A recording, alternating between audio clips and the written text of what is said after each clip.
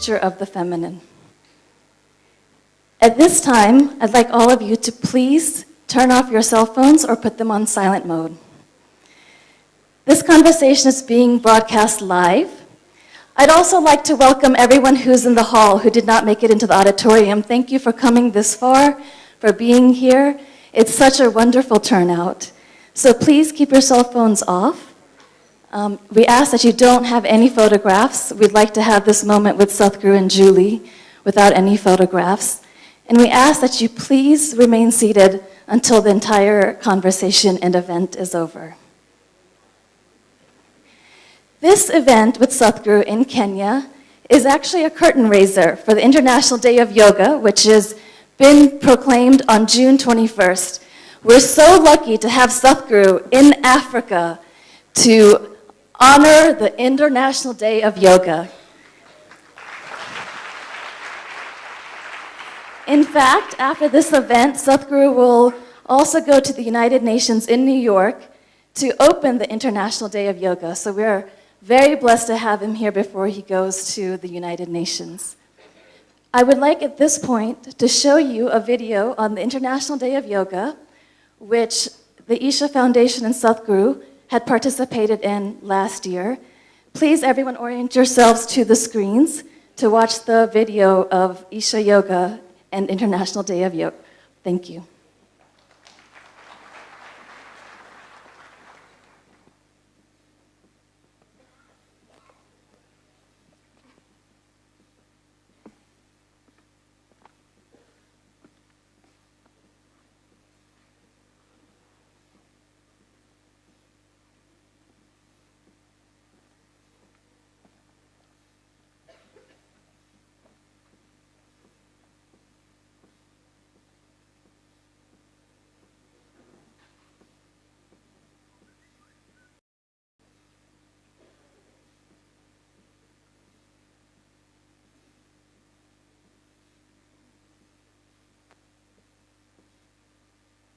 Over 15,000 years ago, since Adiyogi, many things have happened in terms of propagating yoga, in terms of reaching out.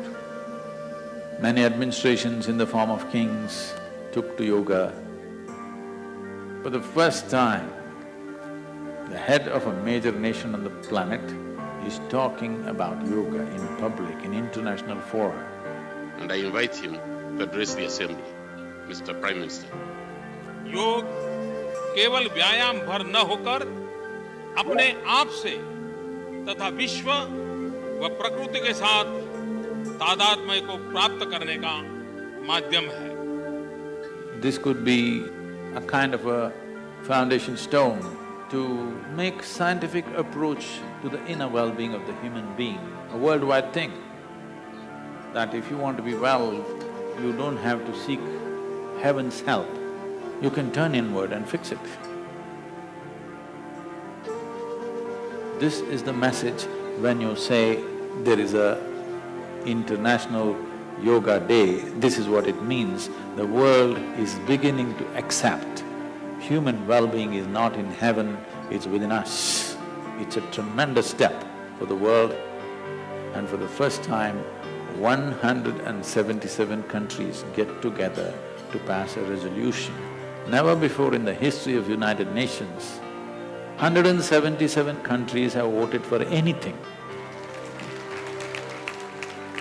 I want you to understand, this has lived for over 15,000 years without any kind of one organization pushing it or forcing it, simply because of its efficacy, because it works, it's lived.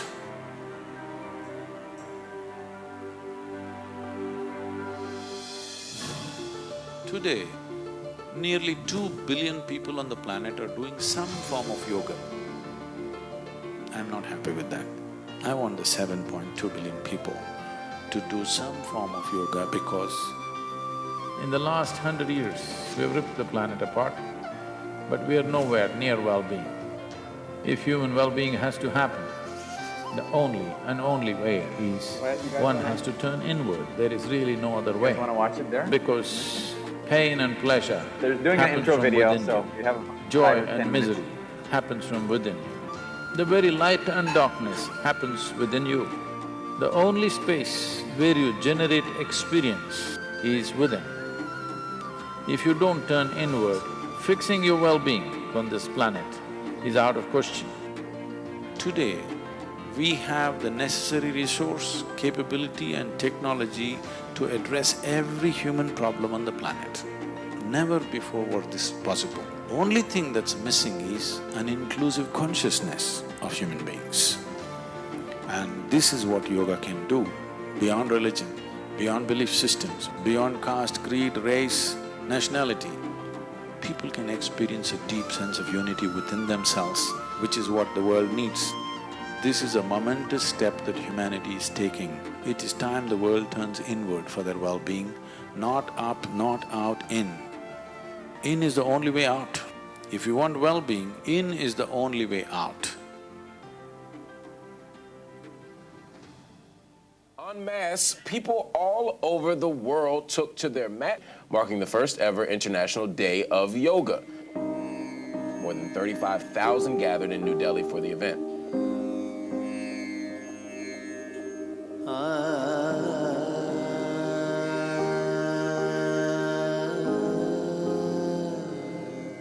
Isha Foundation also stepped forward to help reach yoga in a massive way. No less than 35,600 Isha teachers taught Upa Yoga classes in over 1 lakh locations around the planet to bring the true wealth of yoga to people everywhere. Over 2 million across the globe took time out to become a part of Yoga Day. Today we heard Sadhguru speaking. It's a very enriching experience. People from different cultures, ethnicities and religious backgrounds created a global wave. I just did one of the yoga classes. It was really good. The videos were really easy to follow.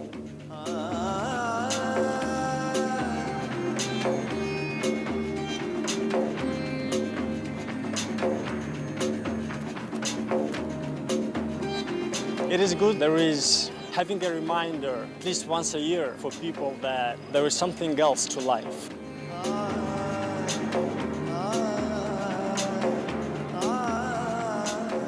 June 21st, International Day of Yoga, has become a day to remember. Great experience for everyone.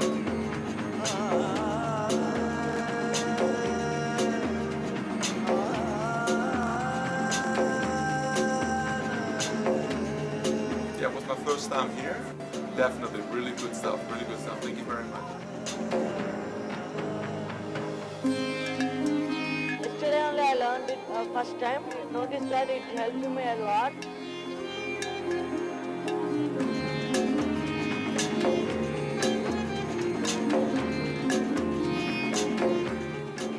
Even 35,000 feet up in the air, people were getting high on yoga. You can be travel in the flight. This people by the flight by Safon is really effective. The internet helped us reach even more. Over 7.5 million joined us as we released special content, 5-minute practices, and even a yoga app.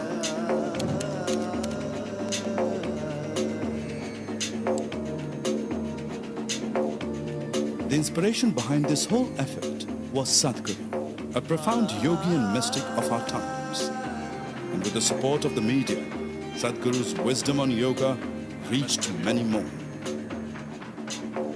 Sadhguru, he runs the Isha Foundation, which is an international yoga foundation which has trained about 30 million people. Every individual should be able to hold the tools of transformation and well-being in their own hands. This message going across in the form of International Yoga Day is truly historic. This is a true empowerment to humanity. I hope everybody, every one of us will stand up to this occasion and fulfill this great responsibility that's been placed in our hands, the privilege of being able to raise human consciousness, the privilege of being able to make a huge difference in the world. Thank you very much.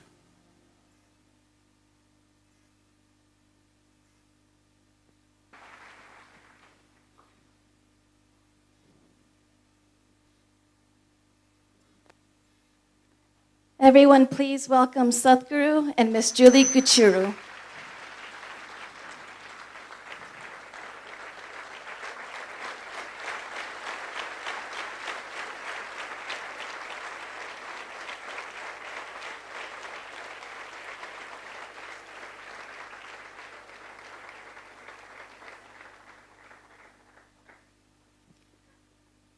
At this time, we would like to invite Her Excellency, High Commissioner of India, Ms. Suchitra Durai, Dr. Manu Chandaria and Aruna Chandaria to please come light the diya.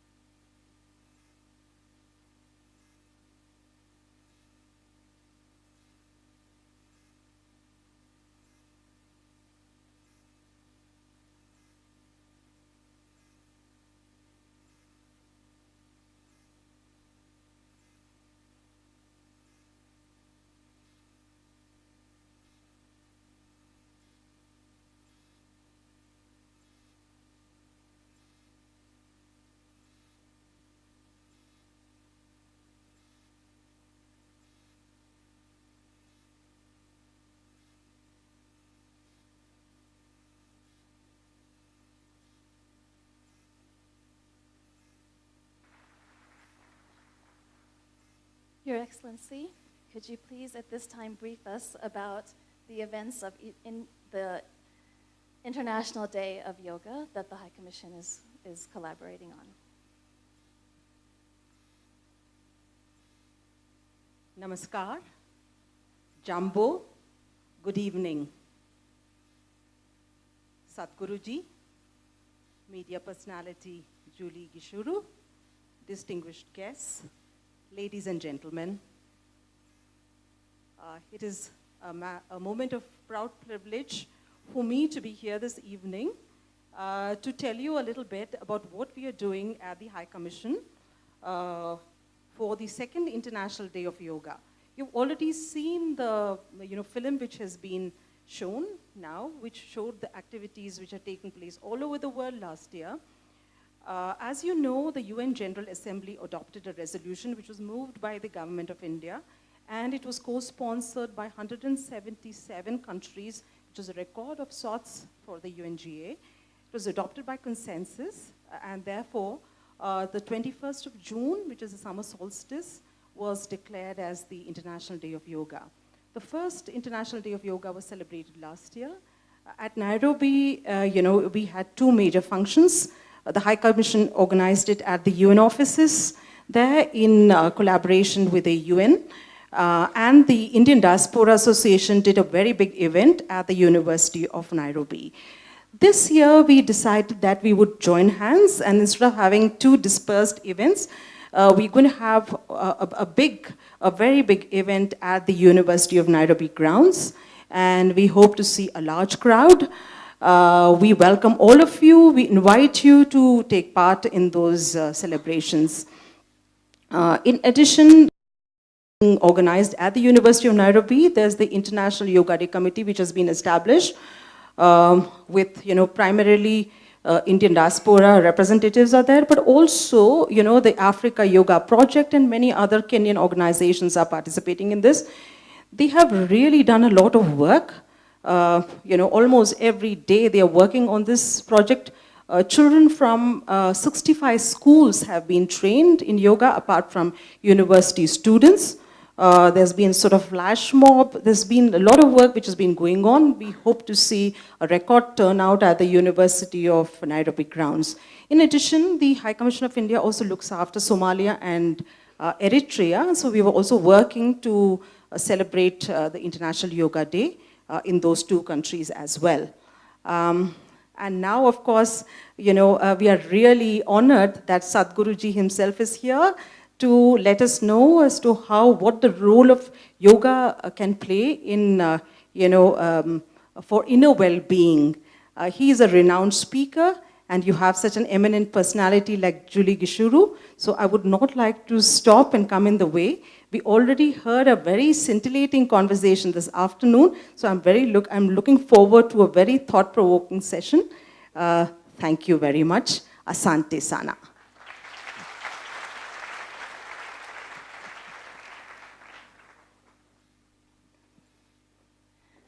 Thank you.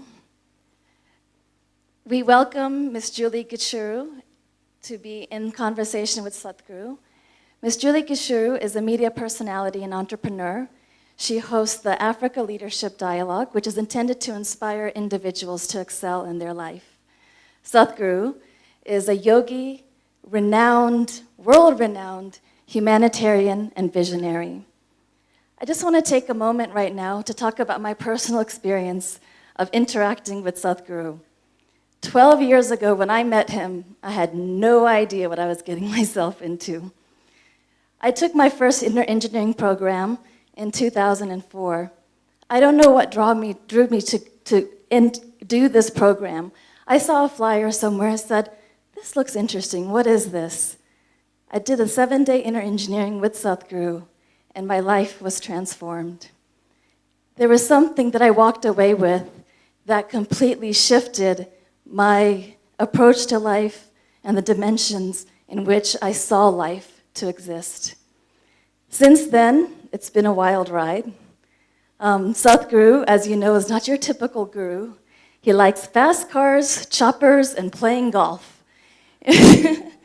So if any of you golfers are out there, I challenge you to take up a game with Sadhguru. Invite him next time to Kenya to our golf course here. Sadhguru loves to travel and have adventures. And in fact, today, we're just discussing how he would love to come back to Africa, hopefully sometime, to do a safari. Can we all invite him to do that? So in fact, Sadhguru is not your typical guru. What we can learn from Sadhguru, how we can change ourselves in human beings, how we can now interact with individuals and situations, that's what Sadhguru has to offer us, and much more on a deeper level. I invite all of you to be present here tonight with Sadhguru to the most that you can be. And at this time, in order to learn more about Sadhguru and the Isha Foundation, we'd like to show you a small video. So once again, please orient yourself to the screens. Thank you.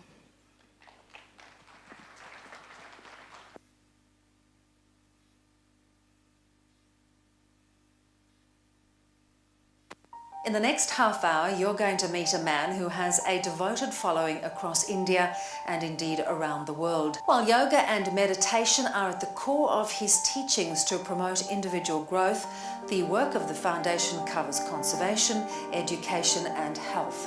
And you'll find him astonishingly pragmatic on a range of very modern-day problems. Let's meet Sadhguru. For the very first time in the history of humanity, we have the necessary resource, we have the necessary capability, we have the necessary technology to address every human problem on the planet. Even 25 years ago, we couldn't have dreamt of it. But the only thing that is missing is consciousness. Today, the spotlight is on a project called Green Hands in India.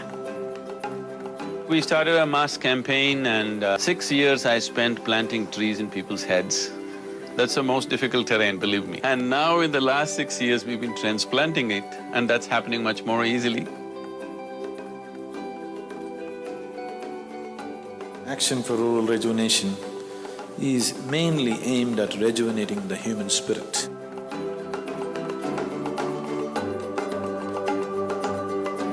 English and computer skills are very essential to make these children come out of the hopeless economic and social pit they are in. If you could first tell our viewers, what is the idea behind it? Initiative, insight, which is more specific towards entrepreneurs. Whatever the nature of your business, ultimately, it is all about human well-being. Isha Foundation, a non-religious, non-profit public service organisation headquartered in southern India. We've engineered the outside world in so many ways, but we've done nothing about this one. If you want to know well-being, in is the only way out. This is what I want to teach you too. That is, you can be completely intoxicated without any drug, just on life. This is a shift from wine to divine.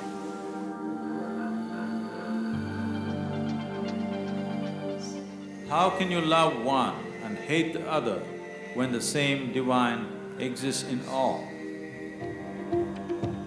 Spiritual process is not about looking up or looking down, it is about turning inward.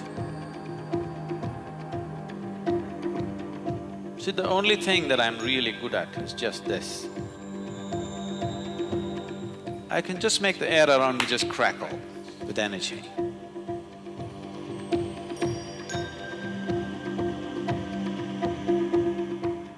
If you have to describe yourself in one word, Would you consider wildlife as 2 words or 1 word? it's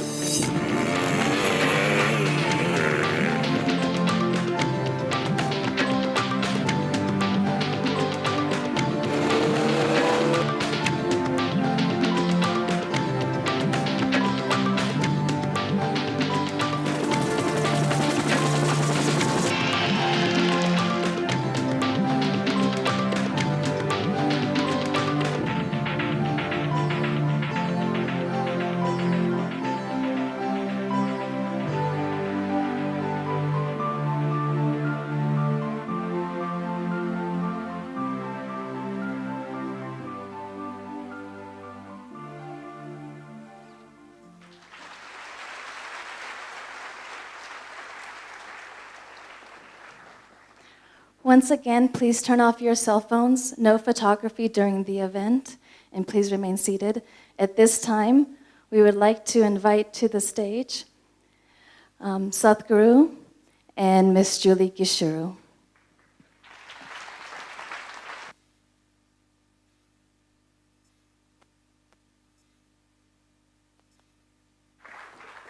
Which side do you take? Tell me. Which do you prefer? You have the choice. I'll welcome you to take that seat. Good evening, ladies and gentlemen. Are you mic'd? You're already mic'd. It's well hidden by the beautiful beard. So, ladies and gentlemen, I actually have my phone so that I can ask Sadhguru for a selfie after this. So, if I forget, remind me, and we'll all be in the selfie because I'll turn that way. So, good evening, everyone. It's such a pleasure and an honor to be here, Sadhguru. Is it okay if I do a minute's chant? Yes, yes, absolutely, absolutely.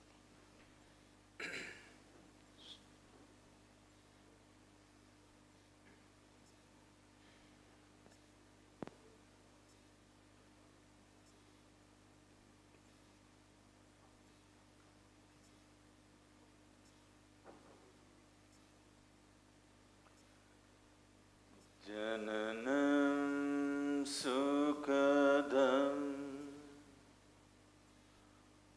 maranam karunam milanam maduram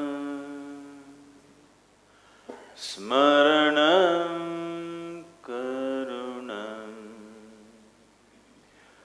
kalavashadya sakalam karunam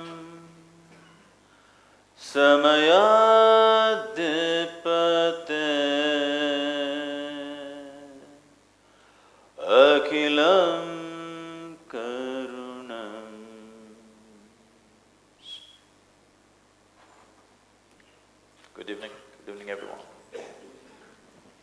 Good evening. For those of us who don't understand, and there may be some in the room, what did you sing?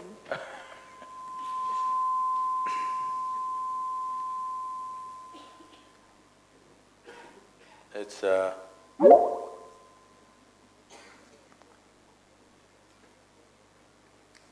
chant which in some way describing the human condition.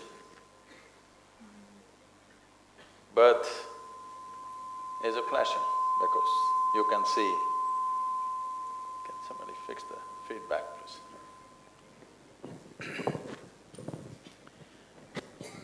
You can see this on a child's face.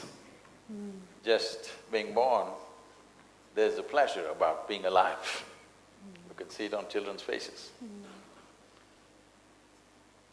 But death is a compassion. We're glad that we can all die one day. Right now, if I mention this word, there'll be a lot of anxiety in people. But the best thing about life is nobody fails, everybody passes.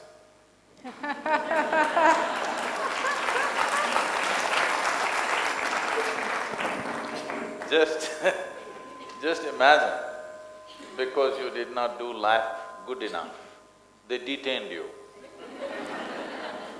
That wouldn't be good. And so death is a passage. It is a compassion, it's a compassion of life, it allows us to pass. Where are the sound people? Can we avoid that in any way? If anyone can help us, please do try and assist us to avoid that. Thank you so much. I see them waving, they're working on it. That's amazing. And the next part of it means… So we may think of many things about our lives. Right now we have come here, we will go there, we will go to many places, we'll do many things. But as far as our physical self is concerned, the body is concerned,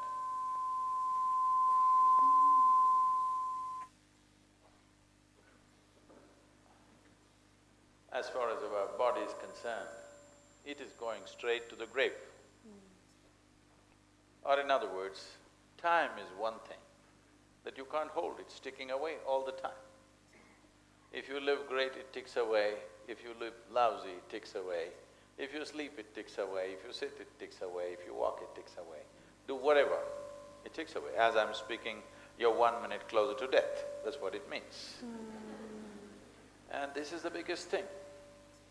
Only because human beings have forgotten,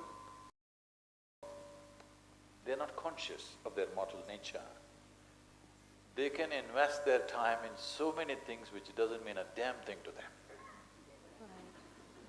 If they were conscious today that time is ticking away, they would do only what really matters.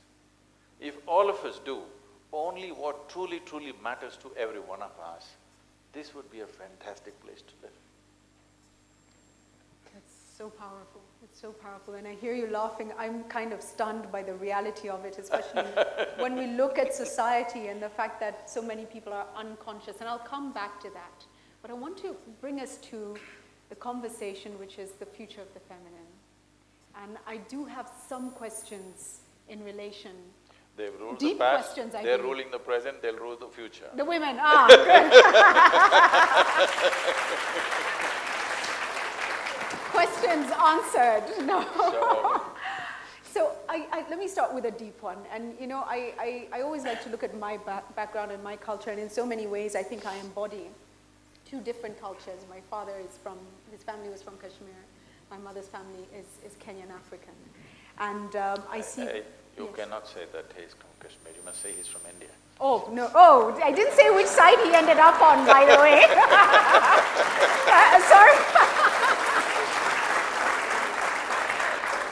We're not into politics yet. We're going to come to politics in just a short while. Because right now there's a law in the country. Oh, is there? Yeah. Oh, I'm treading on dangerous ground now. My father then is originally from India, so let's make it clear. I grew up in a family where, and for all the girls in the house who went through this, you will understand, you say something at the table and nobody notices you said it, and 5 minutes one of your brothers says it five minutes later, and everybody says, oh, what an intelligent thing. How many ladies went through that growing up? Do we see, I see a few hands, and I see hands, and you're wondering, you know, am I not here? Am I not present? What's going on? What is the problem with our society and our culture, and why do we hold women down so much? See, instead of talking about men and women as if they're two separate species, they're not. The feminine and masculine, if you address life in that sense, we must understand that feminine will have a significant role to play. Feminine will find some respect and regard only if we structure a society in a very balanced way. If, as we are structuring our societies everywhere in the world today, that economics is the only important thing in our life. Today, if you say in Nairobi or in Kenya, this is a big man, it does not mean he has a big brain. It does not mean he has a huge heart. It does not mean he has something else big. It means he has a big pocket.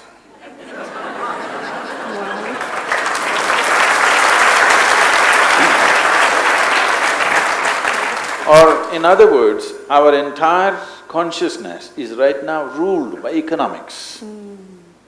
Economics means just over-glorification of simply,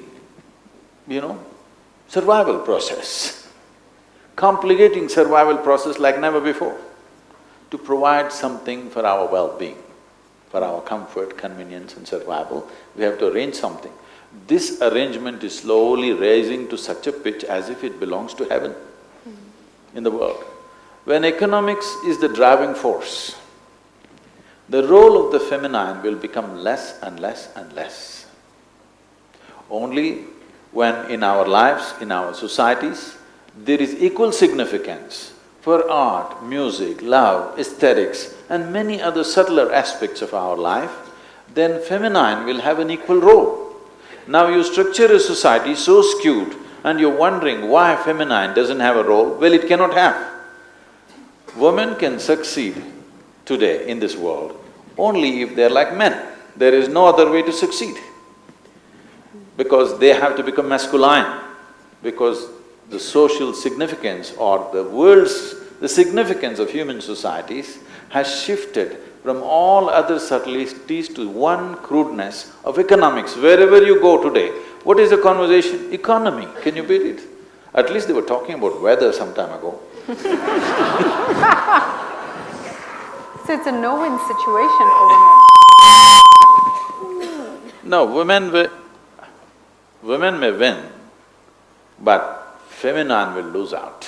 Wow. Unless we restructure our societies, giving equal significance to all the subtler aspects of our life, where naturally feminine will become prominent and important in our lives. That's powerful. It means we need to restructure society, and I'll come later. Our priorities have to change. Yeah, and we have to start with everyone, because I'll come to that, because that is coming, that is yet to come. Back to the family, ladies and gentlemen. If you look at much of our societies in Africa, in Asia, and all over the world, there is a struggle when it comes, and I'll bring us back to feminine and masculine as in the gender. And we do see the prevalence of gender violence, something that we're dealing with a lot. And for instance, even fighting ills such as female genital mutilation and trying to re-educate people, it's a huge issue. Within homes, how do we bring up young men who respect and love women? And how do we bring up young women who are confident and demand love and respect? How do we do that and break the current balance? It's very important that in childhood, the homes manage this well, because it's an early age. If they pick up these things later on, it's very difficult for them to come to terms with this. I think that is changing rapidly in this generation. It has changed rapidly in this generation already, I would say, in many ways. Today, it's very common, at least in India, that the girls are doing way better than boys in most of the educational institutions. And a whole lot of parents choose to have girls rather than boys. No, there's an ulterior motive in this. Okay. Because if you have a girl, you just have to take care of till she's maybe 18, 20, 25. Boy means you don't know, he may be on your hands forever. Oh dear, okay. Parents want to be done with the project at some time. Project children must be over at some point. Right. So, things are changing, I think rapidly, very seriously changing. It is just that the violence within the families is unfortunate.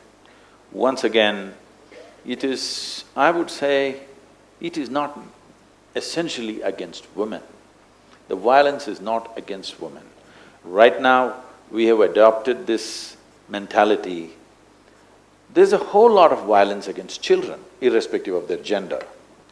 So what this shows is, we are willing to beat up anybody who is little weaker than us. Not necessarily women, I'm saying. So, this is always misunderstood as this is violence against a particular gender. No. If they find anybody little weaker than them, they'll beat them up. We're terrible people. No. It comes back to the consciousness and that is sad. Yeah, so this is because if you bring up a society essentially on the identification of your physical form or your body, if I have a stronger body than you, naturally I think I can do things with it, all right? This is why spiritual process is important, because spiritual process does not mean looking up or looking down or looking heavenward or something else. Spiritual process means your experience of life has touched a dimension beyond physical nature. Once your identification shifts to something beyond your physicality, then your physical dominance is not of any significance to yourself. When it's not of any significance to yourself, you will not try to manifest this in the world as a physical dominance. It is wanting to dominate. And now because we are identified with the body so much, we will try to dominate physically, which is experienced as violence by somebody else. But pushing somebody away and going, that person doesn't think it's violence, he thinks it's his right because he's bigger, of course. So, wow. Staying within the home, Sadhguru, and the relationship dynamics of the family. In my family, I have one daughter and I have sons, many sons. Say, you're also prejudiced. Oh no! On which side? On which side would you think? On which side would you think? On the male side. How did you know? So, okay, so in my family… You have 4 boys. Yeah, there we go. But my daughter is very close to her father. Do we have that in many families? Where the young lady can get anything from daddy, right? And my sons are very close to mommy. What happens in society that when they grow up, you would think then that a man always will treasure a woman. And you know, I think when families get it right, it doesn't go wrong later. Where do we get it wrong? Because clearly in parenting, there's something going wrong.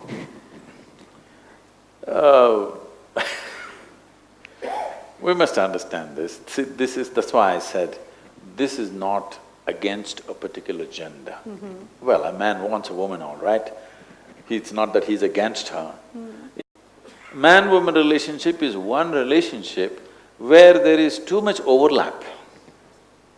You have to share everything, from your bedroom to bathroom to including your bodies, all right? Too much overlap. Even bank accounts. Yes. I wouldn't get into that. So you're going back to economics. Oh yeah. So because there is so much overlap, there is more room for conflict. It needs to be… It is a beautiful overlap only when there is an atmosphere of love. Yes. Once that's gone, when it's a transaction, this level of overlap is not healthy for a transaction. Transaction is good like this. This much overlap and so many things to transact on a daily basis, it is bound to cause friction. Only when there is a certain sense of love and devotion involved in this, then with that lubrication, all this friction will go on without much manifestation of friction. Because the love dominates. Yes. Love takes the space. Yes. So today when we are thinking of marriages and relationships with an expiry date in our mind… Do we? A whole lot of people are, unfortunately. The world is coming to that. There was a time when people were anyway committed. When that commitment was there, things came up, problems happened, they fought, again tomorrow they were close and things went on. Okay, today morning quarreling, evening fine, night full of love and morning again quarrel, things were going on, I'm saying. Because there is such a serious overlap of two lives and there will be bound to be areas of friction. Every family comes up with their own devices of handling this friction. And some people fail to come up with devices because there is not enough commitment. If it was very clear to you, hell or high water, you got to be with the same person, then you would find ways to fix it. Right. Now you think, if it doesn't work, she's finished. When this is there, you're unwilling to find ways. Because between any two human beings, if there is so much overlap, if we are not committed, then being together is difficult. Every small thing flares up into a big thing. Smallest things will blow up into a place where today, of course, it leads you to divorce or whatever. This is because there is no long-term commitment, because we think there's always another option. Is it good, is it bad? It's not for me to say that, but I'm just exploring the problem. It's a big problem, and I am focusing on family because really I believe it plays a pivotal role in society. And looking at the society we're living in and the children that we're bringing up, it's so dynamic. If they're looking for positive information out there, they will find what they're looking for. If they're looking for negative information, they'll find it. It's easily accessible. This highly digital world we're living in. What are the key things that you would say we need to teach this young generation to keep them firmly grounded?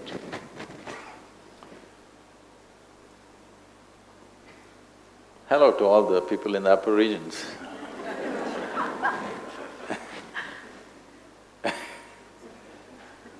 So when a child enters your life,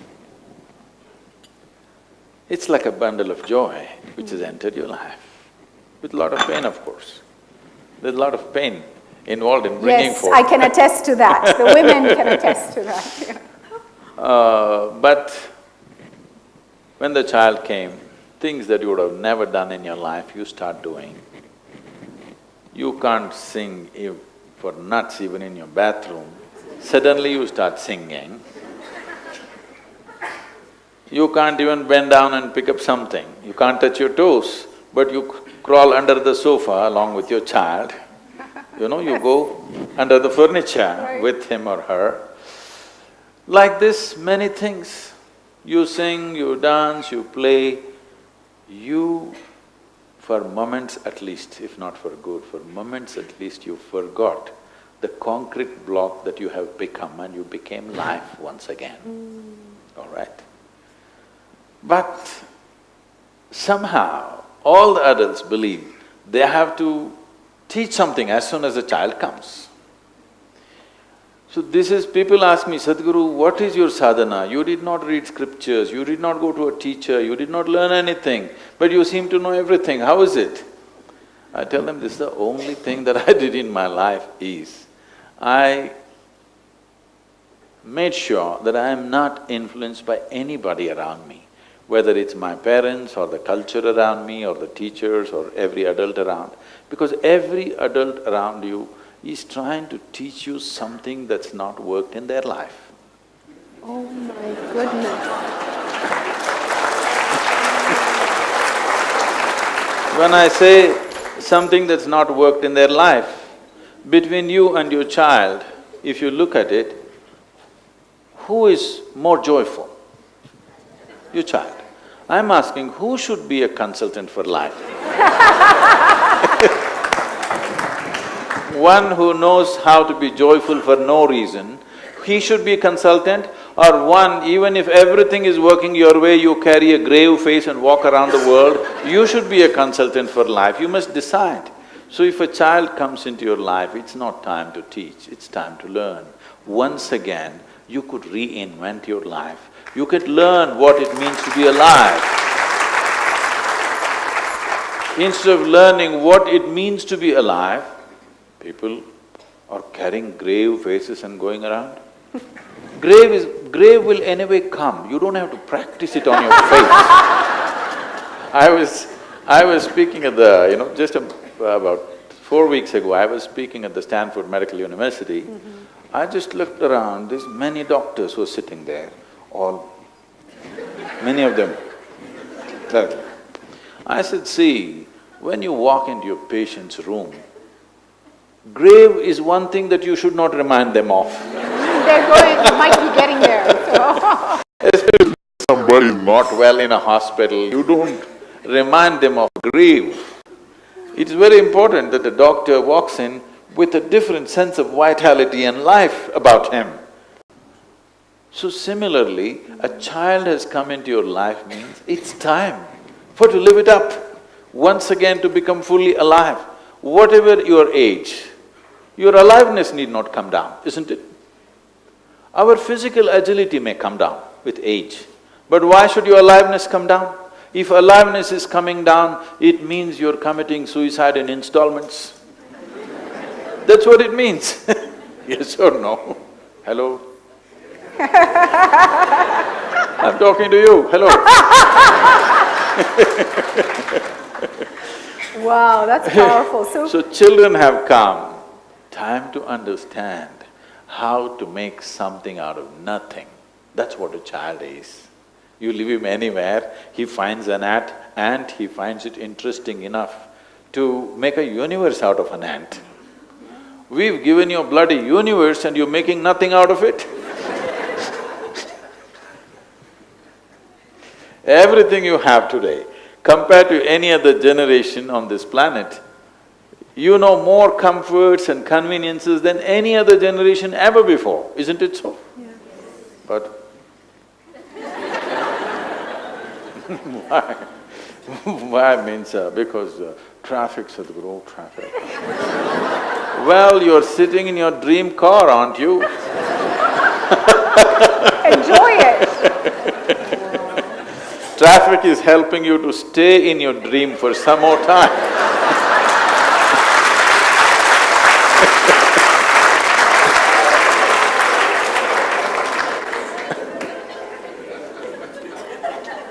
You know, what you've just told us is stop trying to teach your children and start learning from them, start living. We're such a complaining generation of people. Oh, we are the most whining generation on the planet, ever. You come to Kenya at a time when we have anti-something demonstrations, then we have anti-demonstration demonstrations, then we have anti-demonstration demonstrations. And you know, the ordinary Kenyan is caught in the middle of it wondering what's going on. So I must talk about political leadership for a moment, if you will allow me. Can we? Yes. For a moment? Yes. Sadhguru, what's wrong with our politicians? In so many… I'm just… the most basic question, right? In so many of our countries, and I think in many ways India is similar to Kenya, very vibrant countries, you know, alive and brimming with opportunity. We know what we must do, and we just never seem to be doing what we know that we must do. Why? Why? What's wrong?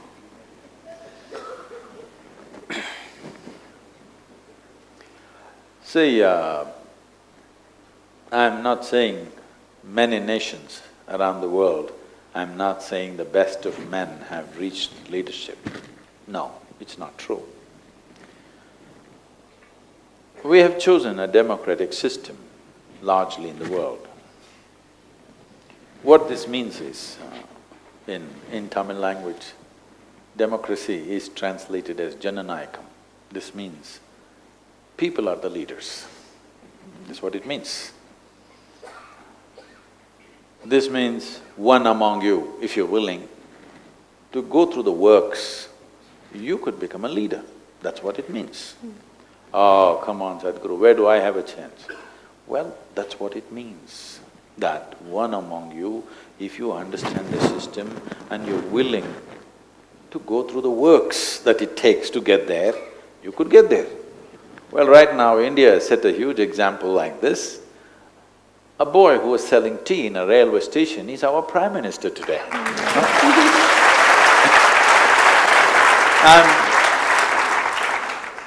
I'm not bowing down to the man, I'm not made like that. But I'm bowing down to this possibility, a boy who was selling tea in the railway station. He could even aspire to become a Prime Minister of such a large nation, which is a tremendous thing, never before possible in the history of this humanity, isn't it so?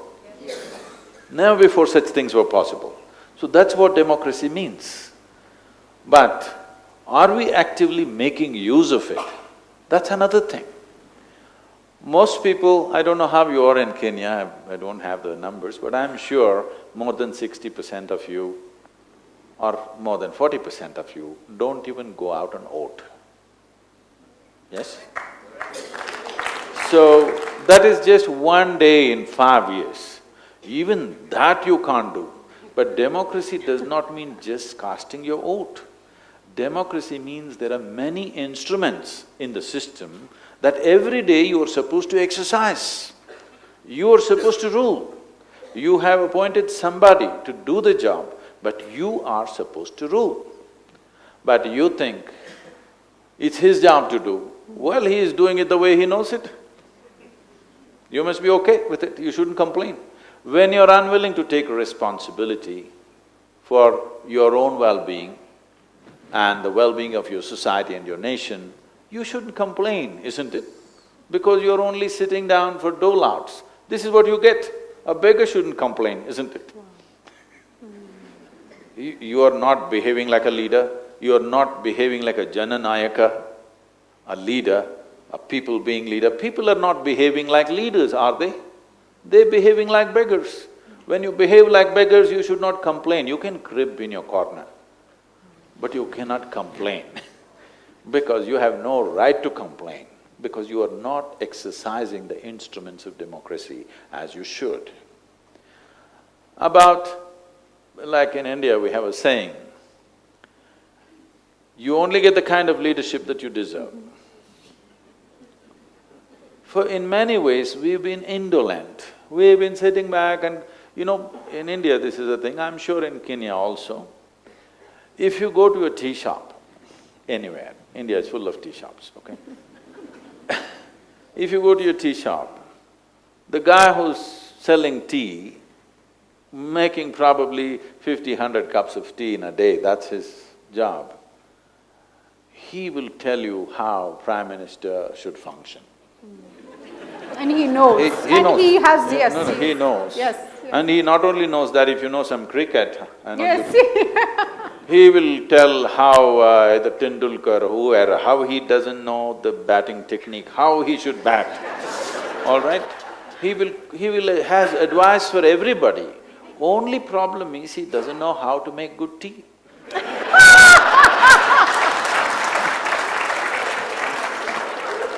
This is a serious problem. Everybody knows how somebody else should do their job, but they don't know how to do theirs.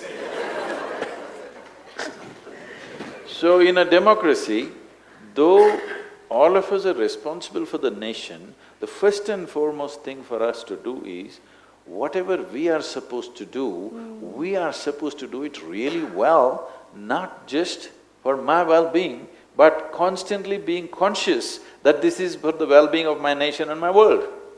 If this is not there, there is no democracy. There is only feudalism. You are a feudalist essentially, I'm saying most people are feudalists. Only thing is, they don't have a following. And the moment, even when it comes to voting, this has happened in every nation, most people are voting in a committed way because of their religion or community or caste or creed or party lines. They're committed votes. If you go to United States of America, Republican, Democratic looks like two different religions and it's committed. They have two different gods. A committed vote means democracy is ruined. Democracy can only happen if there is a considered vote. Every time it is a considered vote. If you vote for somebody, who your family votes for, you should not even know. That's what a secret ballot means. Now, if all of you decide together and go and vote to one person, that means there is no democracy. Feudalism in the guise of democracy. I think you're starting to untap what's going on here. It's really fascinating. I want to take it a little bit deeper in, and you know what's interesting, Sadhguru, is that in Kenya, a lot of people do vote, right? We have very high… interestingly enough, we have high voter turnout. How much? 60–70% what's your voting? Actually, I would… yes, it's 75%, Good. yes. Which is possibly in the world is one of the most Once 75% of the people start voting, this means you will get the leader that you want. This is what changed in India. Our voting percentages were just hovering around 50. The moment it led to over 70% voting, I think we are getting leaders that we want slowly. So the problem we still have, and I want your comment on this, please, Sadhguru, is the fact that for us, the vote almost has become so important that the next person's rights become irrelevant, and what I want and how I want it. Haki yetu, isn't it? But not haki yako. Haki yetu is my rights, but we don't say your rights too. We almost feel like we can trample on your rights to get ours. What do we do in a society like this? How do we rebalance?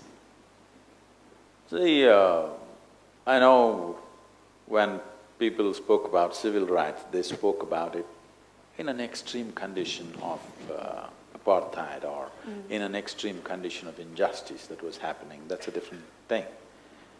But in any society, the moment you talk about your rights, the moment you talk about your freedom, I think you're heading for ruin anyway.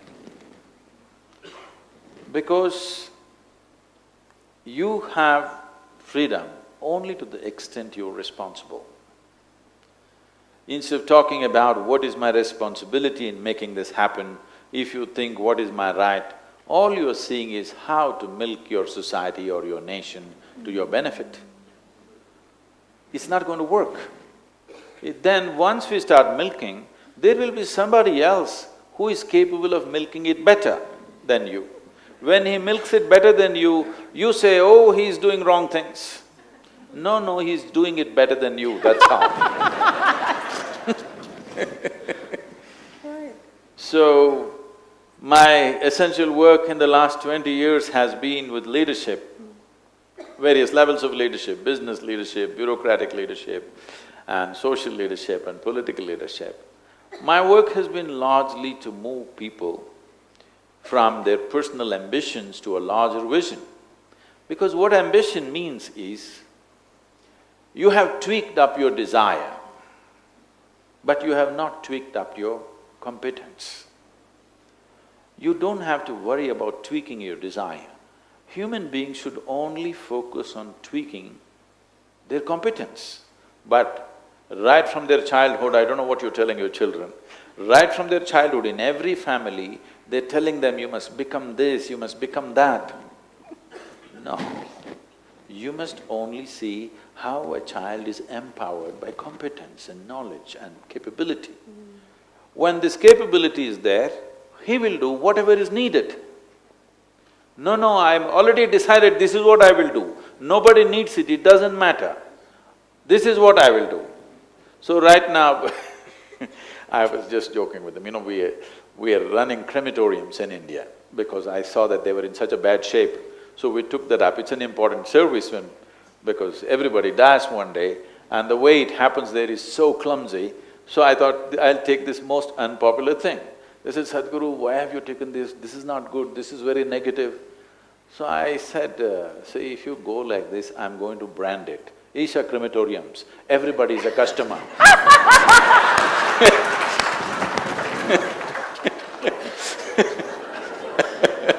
Did they then stop bothering you? See, we have decided what is better than something. Once you do this, I must tell you this. When my girl was growing up, she traveled with me wherever I went and even as an infant. One thing I told everybody is, don't anybody try to teach her anything.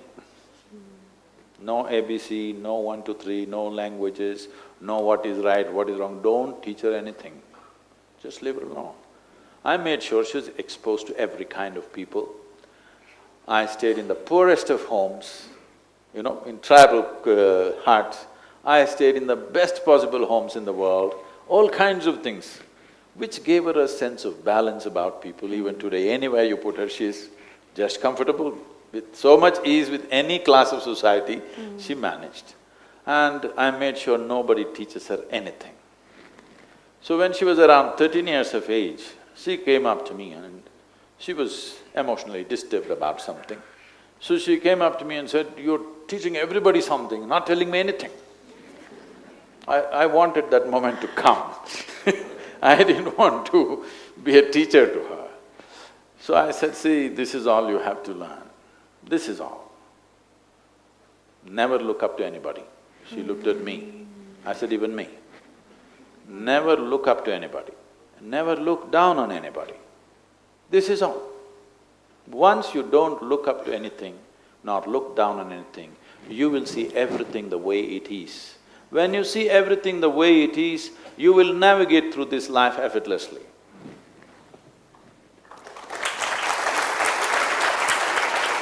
The moment you look up to something, you will exaggerate it. When you look down on something, you'll exaggerate the negative about it. If you don't look up or look down, you will see everything just the way it is, and that's all that's needed. For every solution, for every problem that is there, to find solutions, all that is necessary is we are able to see it just the way it is. But right now, we are thinking our problem is of our politicians. No, that politician was just one of us yesterday. Today, he's taken the trouble of getting there. You sat in the comfort of your home and commenting endlessly. You're a running commentary about everything. Right. But making bad tea, yeah. True. So I'm bringing us back for a moment to family, Sadhguru, and one of the things happening in Kenya with much of our young society is that we have a lot of single families. How many single parent families, how many people are aware of this happening in society today? A lot of women are left with the burden of bringing up children and struggling through, and it's really very sad. And I remember, I'm looking back at when I first got married, and you get very few lessons on marriage. You kind of get in and you have to kind of figure it out, right? And in many ways, it took some time to understand that exactly what you've told us. When you know unconditional love comes from your partner, everything is solvable. And so you put that first and you build up and you build up. A lot of young families seem to be going in without the tools to get through those really difficult, tough times. Sometimes they don't even get to the point of marriage and family.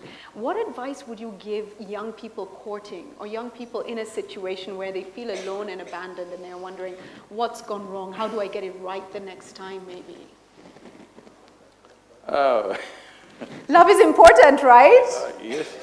A lot of young people are watching this, so I'm just thinking because they're having, 11 love affairs right now on the Facebook.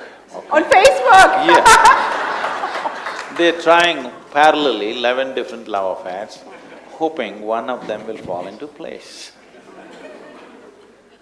We need to understand that certain things don't get better with practice.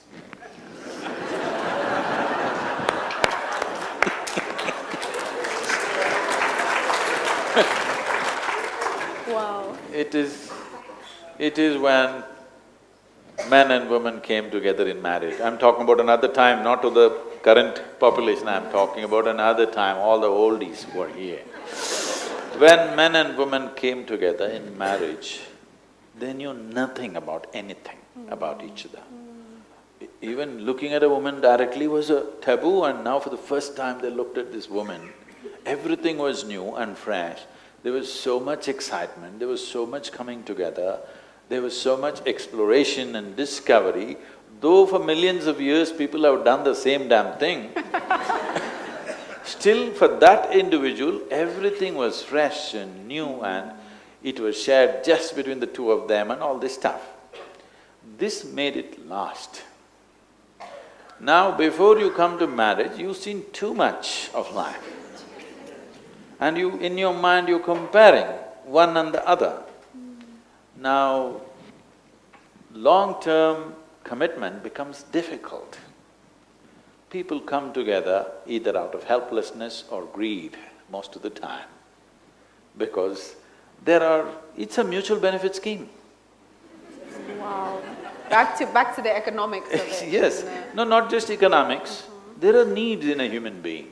There is a physical need, there is a psychological need, there's an emotional need, social needs, economic needs, all kinds of needs.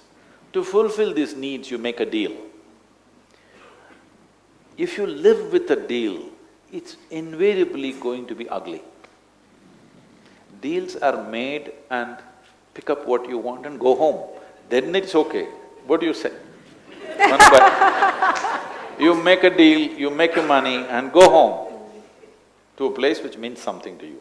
When you're making deals at home, then it becomes ugly because there's no place to go, or you'll find a place to go.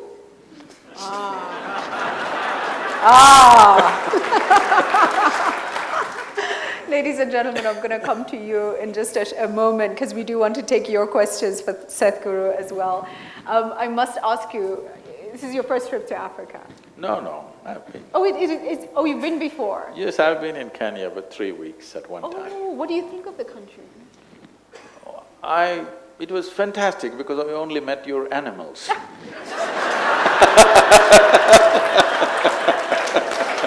That's terrible. They say we are the warmest people in the world. No, I'm not saying people are terrible. I said I met only the animals and it was fantastic. This time I've come to meet the people. Well done.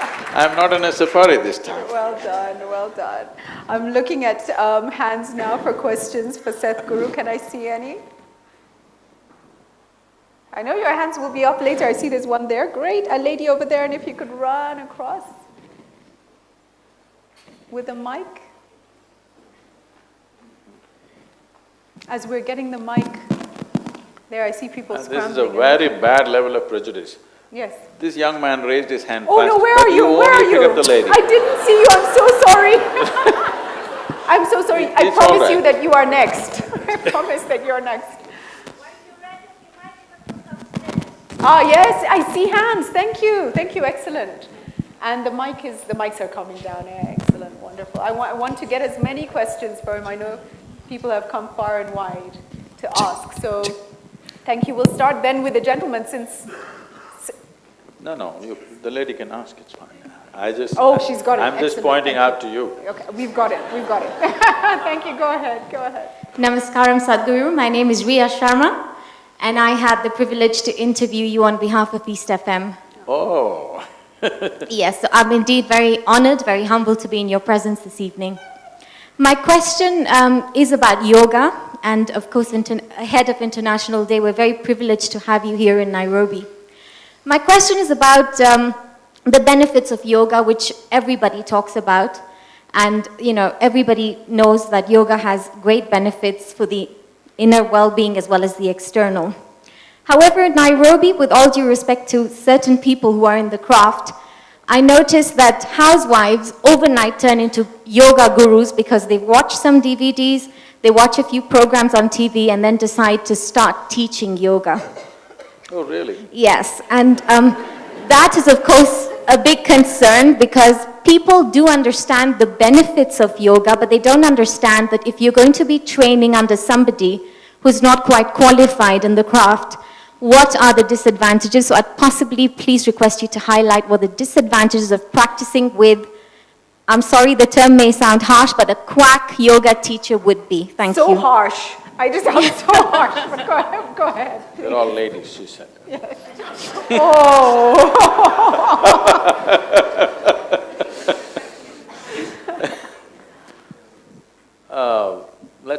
Let me clear this a little bit, because one thing is, as you said, yoga is not a craft. As there is a science and technology to create external well-being, there is an understanding of external situations which we call as science, and a technology or a methodology through which we can create external well-being. Right now, this hall is, we are controlling the climate with conditioning. Outside climates can be controlled like this. What about the inner climate? So the technology to create the inner climate, to create the inner ambience of who we are is yoga. It's a science and a technology at the same time. There's an exploration and there's a method. The dangers of not doing it properly are many. I don't want to explore that now, so close to the International Day of Yoga, and put off people but we must understand, when we say yoga, however innocuous it may look, whatever the practice that is being taught, it always has a spiritual dimension attached to it. I don't know if… It's okay if I tell you my own story? Please, please, that's why we are here. How I got into the yoga for wrong reasons. Oh.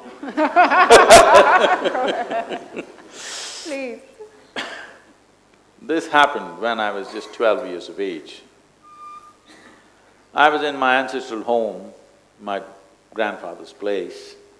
This is a place where all the kids have assembled from many cities for our vacation time. So one of the sport for the boys is to jump into a well which is about 8 feet in diameter and about 150 feet in depth, because we always went there in summers, the water is down by about 60 feet drop or 70 feet drop, in that range. So we want to jump in. You have to jump in properly. If you go somehow, your brains will become a smear on the wall. And there is no steps or grip or anything, just holding the rock, you want to come up. It was hard, and just the sheer pressure of it would make my fingers, all my fingernails bleed, because all my weight is at the tip of my fingers. And I was pretty good at this. One day we are doing this, and a man who was over 70 years of age was watching us. Of course we ignored him. He was too old to be alive in our experience of life. Not now, I'm saying at that time. When I thought even 20 is too old. Yes. So this man, without uttering a word, went and jumped into the well. I thought he's finished. But he came up faster than me, and I didn't like it. So I asked him how. He said, "Come and do yoga." I followed him like a puppy. So I'm saying, I got into it for all the wrong reasons. But somehow this became so much a part of me, I did not even think of doing it, but not a single morning ever passed without yoga happening. I'm using the word yoga happening because when I look back and see, I never made up my mind I must do this. It simply took me over from inside, and things happened like this. And 12 years later, something so phenomenal happened to me that everything changed. Why I'm saying this is, the nature of this existence is such, even for the wrong reasons, if you do the right things will happen to you. That's how world is made, that's how the creation is made. So, doing it right is very important because there are many dimensions attached to it. I went into yoga only for physical prowess. After I got into it, I came to know there were other aspects to it which were psychological or mental. So physical and mental prowess, this is all my thing. I never imagined nor did I ever know there's another dimension to it altogether. But there is always that dimension to it. So when we transmit yoga, there is a spiritual element to it. This is the reason, for example, now for this International Yoga Day, when we teach, the Isha Foundation does not teach yoga in such a large scale ever. We teach what is called as Upa Yoga. The word Upa Yoga literally means either sub-yoga or pre-yoga. For in Indian languages, today the word Upayog is being used as something useful, but actually the word originates from this, that we made yoga in such a way, we took out that aspect of yoga which has physiological and psychological benefits but no spiritual element to it. When we are transmitting such a large scale, it's best to do it that way. And now that she mentioned this and you are interested in children with your footprint, about 4 months ago, it came to my notice that a little over 9,000 children committed suicide in India below 18 years of age. In the age groups of 10 to 14, 1,700 children committed suicide in the last 1 year. When I heard this, see, no life does not value its own life. You try to catch an ant, it will do everything possible to save its own life. It does not think, this is just an ant's life, let it go. There's no such thing. Every life intrinsically values itself as the highest thing, isn't it? But a child is an exuberant life. A child is a bundle of joy. A child is a fresh life. If a child wants to take his own life or her own life, then we are doing something fundamentally wrong with our lives, isn't it? Something very fundamentally wrong in a society if children start committing suicide. I want all of you to look at it this way, it's not like statistics. 9,000 whatever is not a number. Suppose in our lives, our children in our home committed suicide below 14 years of age. Can you ever overcome that, I'm asking? If they died of disease or accident or something, that itself is difficult, but somehow we will come out of that. But if they took their own life, we clearly know we've done something fundamentally wrong, isn't it? So we should know we're doing something fundamentally wrong in a society when children start taking their own lives. So when I heard this, it was deeply disturbing. Why are our children killing themselves? Then I said, off the cuff, I said, we must touch at least 10,000 schools and bring Upa Yoga to their life. And that day 10,000 looked like a big number. Then I traveled these 9 states and met all the chief ministers and the education ministers and things like that. All of them responded with such enthusiasm. For this yoga day, in the next 2 months, we are initiating Upa Yoga in over 30,000 schools. And the significant aspect of this is, we are not training the children, we are training the teacher. Our own teachers, we have trained 45,600 teachers. These teachers are imparting this to the school teachers. In every school, 2 to 3 teachers are being trained. Above all, we made an elaborate video. For a 20-minute practice, we made an elaborate video about showing how it should happen. So these newly trained teachers will only correct the practice. They will not literally teach the practice. All they have to do is, they have to correct. We train them for a day to understand what are all the wrong things that people can do and correction. And these children will go through this just not for 1 day, 5 days of the week, through the entire year, probably for the entire school time, this will go on. And we are trying to also involve parents wherever we can. Teaching yoga irresponsibly, if you… right now, this is the most important need, that is, See, in terms of external technologies, we've hit the ceiling, all right? Whether you buy your iPhone Z8 or not, that's the next model coming up. You still don't know how to use your iPhone 4 fully. That's a fact, believe me.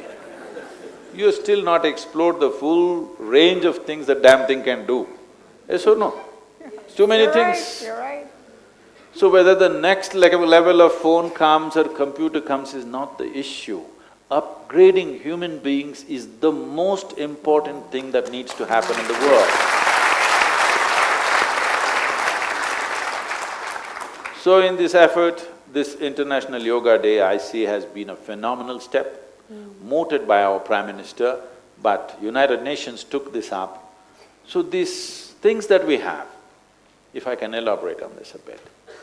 See, human intellect is sparking like never before. Never before in the history of humanity, this many people could think for themselves. Yes? Now once this happens, logical questions arise. Once logical questions arise, so many things which were taken for granted, which kept people in some kind of control within themselves, if not liberated, at least controlled within themselves, is all going to collapse. Heavenly solutions will collapse, believe me. No, I'm not talking about you guys up there. That's quite safe. When people start asking questions, heavens will crumble. It's bound to happen. If you don't pull it down, your children will, believe me. Things that you believe, your children refuse to believe, yes or no? Because unless it makes logical sense to them, they're not going to take it. Whatever the authority, you can say the scripture says this, you can say God said this, you can say somebody said this, they're not going to take it unless it makes sense to them. This is a very positive development in the world because this means truth will be our authority. Authority will never be the truth. This is the future of the world. So, this International Yoga Day is just at the right time, and when the Prime Minister mooted this idea, as she was saying, 177 countries came together, it was almost like the world was waiting for it. It was waiting for India to take a step, but we took such a long time because we are a little large nation, we take time to take steps. But it was almost like the entire world was waiting for somebody to say this, because everybody knows, if they may not have consciously addressed it, but everybody knows tools for self-transformation are needed. And tools for self-transformation should not be in the hands of a guru or an organization or some other higher authority somewhere. No. Tools for self-transformation should be in the hands of every individual. I'm asking you a simple question, don't feel offended. Did all of you brush your teeth today? Hello? Yes. This is because you have your own brush, the instrument necessary for cleaning your oral hygiene, to take care of that, you have it. Suppose it was in the hands of the Kenyan government. They fixed up in 100 different places in Nairobi, you can go and have your teeth brushed. Probably you would do it once a month. Yes or no? Because you have to stand in a line to have your teeth cleaned up. Only because it's in your hands, as it's necessary, you will take care of it, isn't it? Similarly, tools for transformation, which are logically correct, scientifically ascertainable, these kind of tools for transformation, which does not demand any philosophical adherence, which does not demand belief system, which does not come from any authority, but from your own understanding of your system, this is needed for the world. The time is very ripe because human intellect is sparking like never before. You can't bring our so-called well-being by telling them a philosophy. It's not going to work. It's already not working. Because it's not working, you see a rapid movement of people seeking chemical solutions. To be peaceful means have a drink in the evening, it's become a norm. I'm asking all of you, whatever your age, in the last 25 years, don't you see at least a 500% increase in the consumption of alcohol and drugs and psychiatric prescriptions? This means we are moving towards madness. Yes. See, for example, a maximum period or a longest period of economic well-being compared to any other society in the world. But today, 39% of the European population is under psychiatric prescription medication. 350 million people, year on year, they are consuming prescription medications for psychiatric problems. So with economic well-being, there is no guarantee that you will get human well-being. If economic well-being has to translate into human well-being, you need tools for transformation within every individual. Because the possibility of economic well-being taking us to ruin is very much glaring in our face. In pursuit of human well-being, we've ripped the planet apart, isn't it? Just today afternoon they were telling me that only 7% of Kenya is under forest cover. Oh my God, believe me, everybody in the world believe Kenya means 90% forest and Nairobi.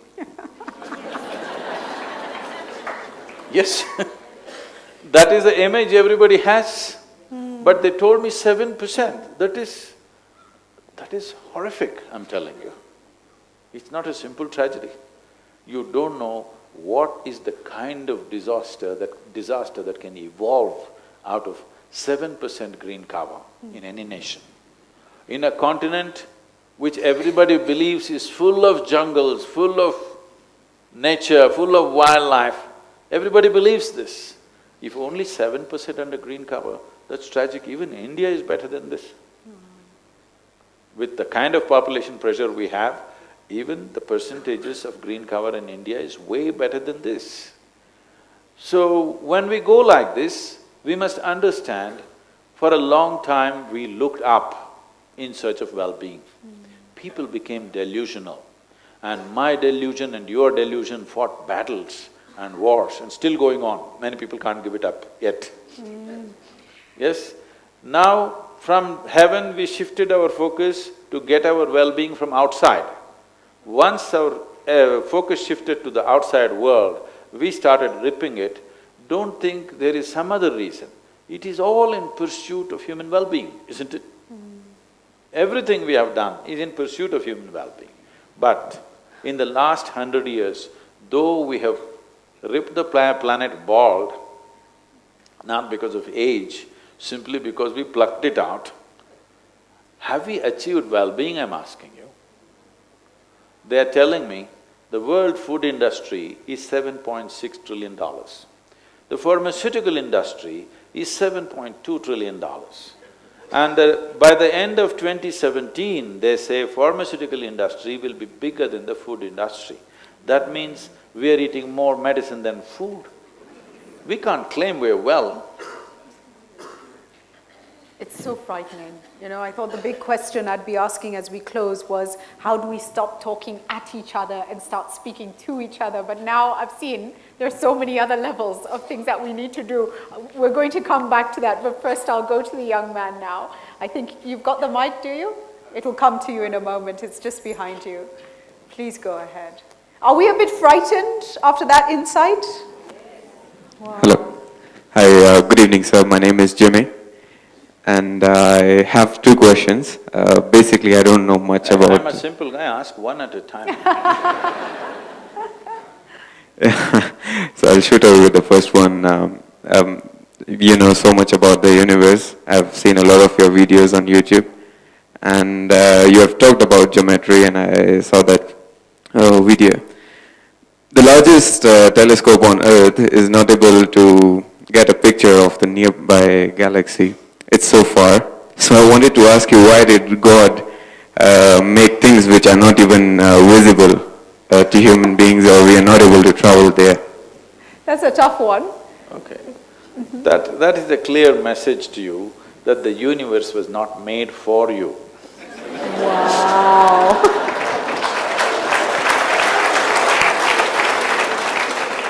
Not just other galaxies. Maximum amount of life on this planet itself, you are incapable of even seeing it. Yes. Because maximum amount of life on this planet is microscopic actually.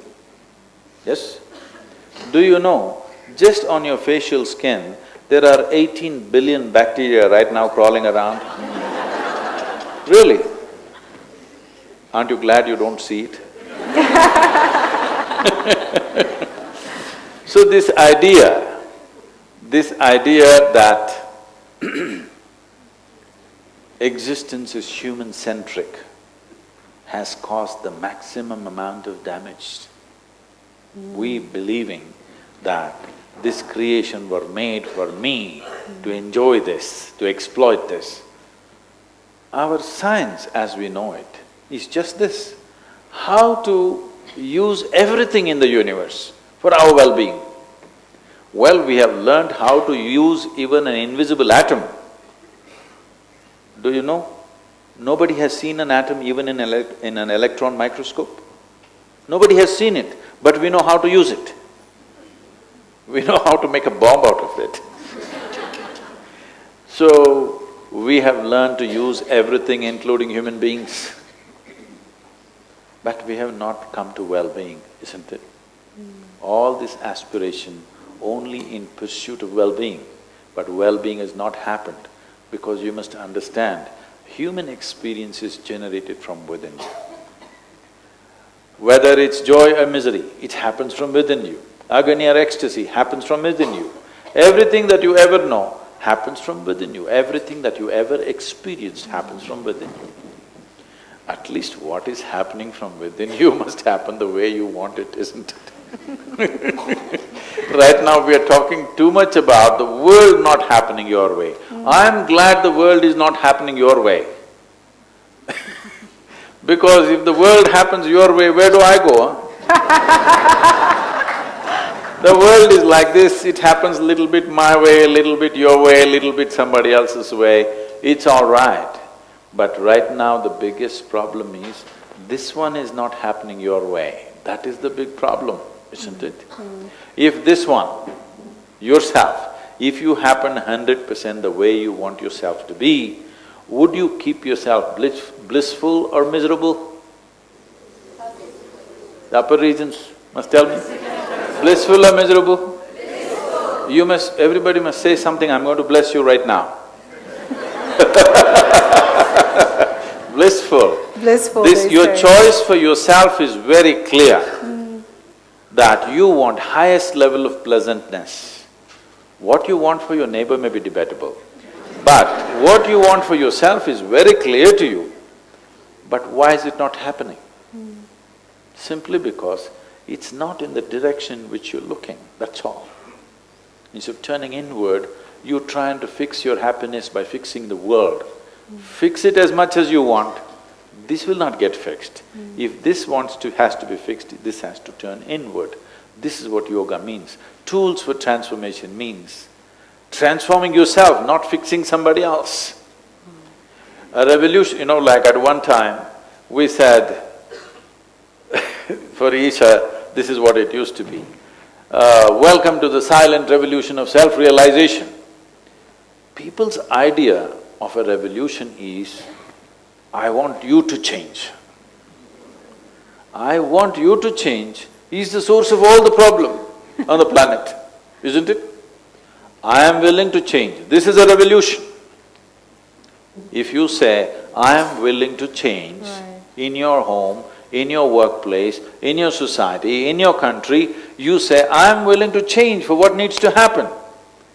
Now this is a revolution, and it's a silent revolution. You don't have to slaughter anybody, you don't have to set fire to something, you don't have to burn down things, you don't have to pull down people. Change will happen as everything happens in nature and in existence. All the most fantastic changes that happen in creation are happening quietly, isn't it? Yes? Though they talked about a big bang, you never had the bang. It happened quietly, everything. Flowers blossom quietly, you're born, such a big happening. Even that happened quietly, though your mother might have screamed a bit, but it happened quietly. But everything significant. The planet is spinning quietly. Sun is coming up quietly, isn't it? Everything that's of greatest significance in the universe is happening quietly. Self-transformation also happens that way. Only thing is it needs to be focused in the right direction. Right now, we want to fix everybody and everything around us. We don't want to transform this. But the world, people are talking about world peace, world transformation. There is no world, there is only you and me, isn't it? If you and me change, the world has changed. You know, that's such a powerful message. Stop pointing at everybody else and point within, start within, transform within. Now immediately the Indians will think, Sadhguru, where should I go? You also come from that part, at least your father does. Comes from that part, yeah. Should I go to Himalayas, should I go and stay in a cave? For your information, all caves are taken long time ago.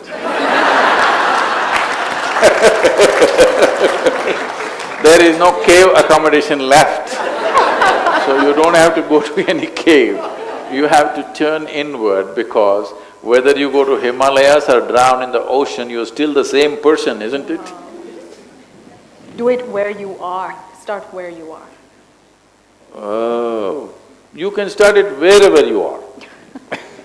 Not where you are, because again they will think, Sadhguru, I was not in Nairobi, so I didn't do my yoga. Start wherever you are, it just doesn't matter. I'm going to apologize to you because I see there were hands up, and I'm sure there are hands on this side, so I'm going to ask for the mic to come this way. I'm going to ask for another mic to head upstairs. Yes, there's one there. The lady in pink, please. And here, yes, I see a hand at the back and one at the front. Thank you. Thank you. I find you highly prejudiced. Oh no! What did I miss this time? You choose a lady and also pink. It's because you look so vibrant from here, honestly, so beautiful. Go ahead. Thank you very much. With lots of respect, I'd like to ask, I loved your topic, future of the feminine. And very beginning, you changed it. It wasn't anything to do with the woman. It was to do with the feminine. And you acknowledged the hardships women take in showing their masculine side. I would love to hear a little bit more about what you meant, future of the feminine, because when men behave slightly feminine, we discriminate them, we call them gauge. There's lots of things I think that we need to learn from you about what is masculine, what is feminine, nothing to do with the gender. Let's come back to that. And I have heard you speak about that before in different engagements. And it is true that when a man embraces the feminine inside him, he's attacked for it. It almost, yes, so it's a difficult situation, you know? So let's talk a little bit more about that. Let's explore that. When a man expresses the feminine in him, people admire him hugely. If he acts like a female, then they make fun of him. Let's understand this clearly. Because we are tending to mistake feminine and female. Okay. We are here today. You and me and everybody else is here today. We exist because a man and woman came together. Maybe if you had a natural birth, I'm saying. Suppose a stroke dropped you, I don't know about you. I am a natural, my mother had a natural birth, so we are here because a man and woman came together. Now that you're sitting here as a woman, does it mean to say that your father does not exist within you? No. He's an Indian guy, you can't obliterate him so easily. No, I definitely Very much there within you, isn't it? Now that I'm sitting here as a man, Does it mean to say my mother doesn't exist within me? Definitely she does, isn't it? So, just thinking, getting identified with a few reproductive organs and making a big affair of being a man or a woman has to stop. This is coming from a certain crudeness of existence. Because people's minds have been corrupted by philosophies and ideologies which told you what is pure, what is impure, what is okay, what is not okay, what is good, what is not good. So they're only thinking about certain body parts. Why is it even important to recognize somebody as a man or a woman? Why is it necessary? Why can't you just look at a human being as a human being? Why body parts are so important? If body parts are so important, at least choose the brain, huh?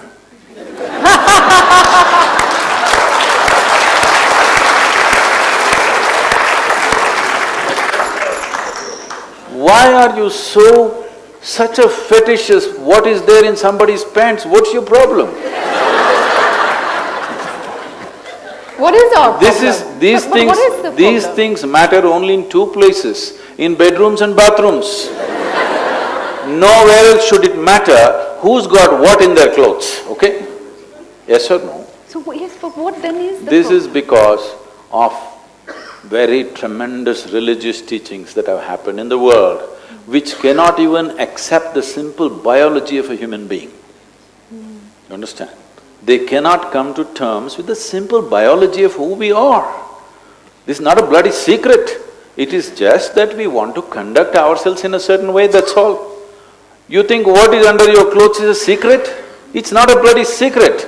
It is just that out of our culture and civilization, we learn to handle our body in a certain way, that's all. But somebody said, this is right, this is wrong, this is evil, that is okay. See, the nature of the mind is such. Shall we do an experiment with all of you? Yes. Next 10 seconds, nobody should think of a monkey. Why? You can't keep the monkeys out for 10 seconds? Now they told you, this is good, this is bad, don't think about bad things. Well, that's a full-time job. Otherwise, Africa is just out of its tribal life, unfortunately. In tribal societies, people lived without paying any attention to anybody's body parts, isn't it? When at a certain moment something was on, it was on, otherwise the rest of the time nobody cared about the body parts. Now we say we are civilized, but people's minds are full of body parts, only certain body parts. And so we think man, woman all the time. Stop this nonsense. It's time you looked at human beings as human beings. Only for certain type of activity, who is a man, who is a woman becomes relevant. The rest of the time it has no relevance, isn't it? So coming to the feminine, when we say feminine, we are not referring to the female in any sense. There are only few things which are compulsorily feminine about a woman. Rest of the things are wide open for her to make it whichever way she wants. Similarly, it's only a few things which are compulsorily masculine about a man. Rest of the things are wide open for him to make it whichever way he wants. Activating my feminine does not mean I have to act pansy. No, I don't have to act like a woman to express my feminine. In a very masculine way, I can find expression, in a very manly way rather, I can find expression to the feminine within me. Can't I mother somebody as a man, I'm asking? Have you not done it, many of the men? In a very masculine way, have you not mothered? Yes or no? In a very female way, have you not fathered? So, let's take this off. In the existence, you must understand this, when most of the yoga that she was talking about, the housewives are taking up from the TV station and they're becoming yogis or yoga teachers, they are talking about Hatha Yoga mainly. Hatha Yoga has become as popular as it's become because it's a rebound from the American coast.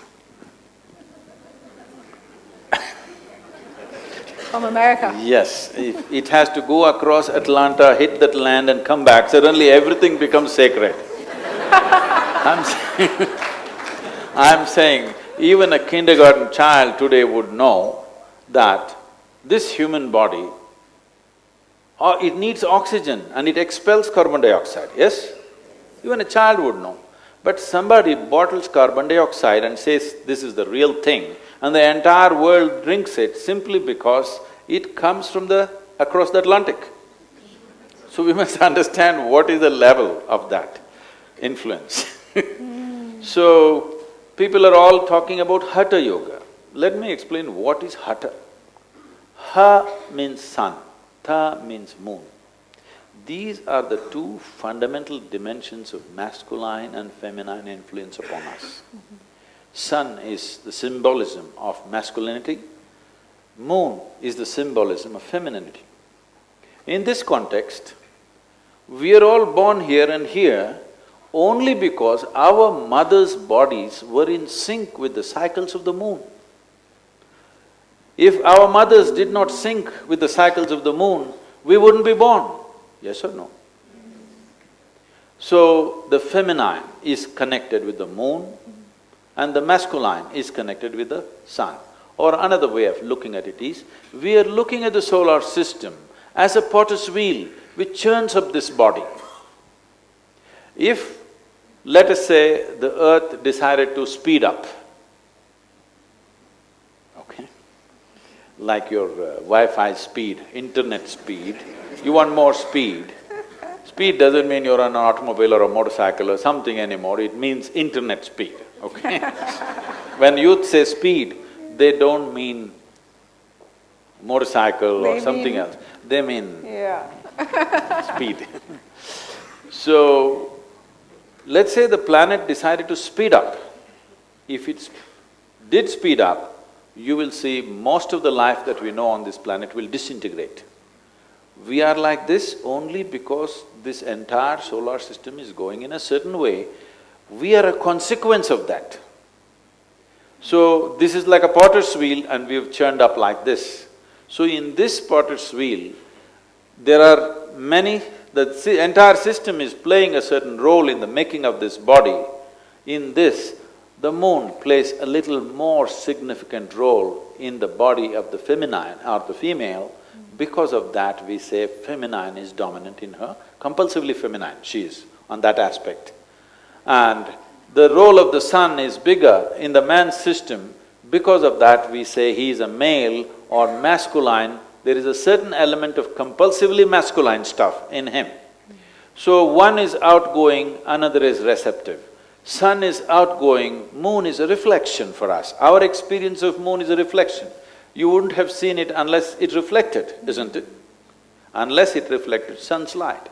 Now because we have gotten into such a crudeness of mind, because somewhere we divided the universe, fundamentally because of religious thought in the world, that something is God, something is devil, something is good, something is evil, something is virtue, something is sin, something is high, something is low. Because we divided everything like this, we also divided masculine and feminine or male and female. Now once we divide, we have to discriminate which is superior to which.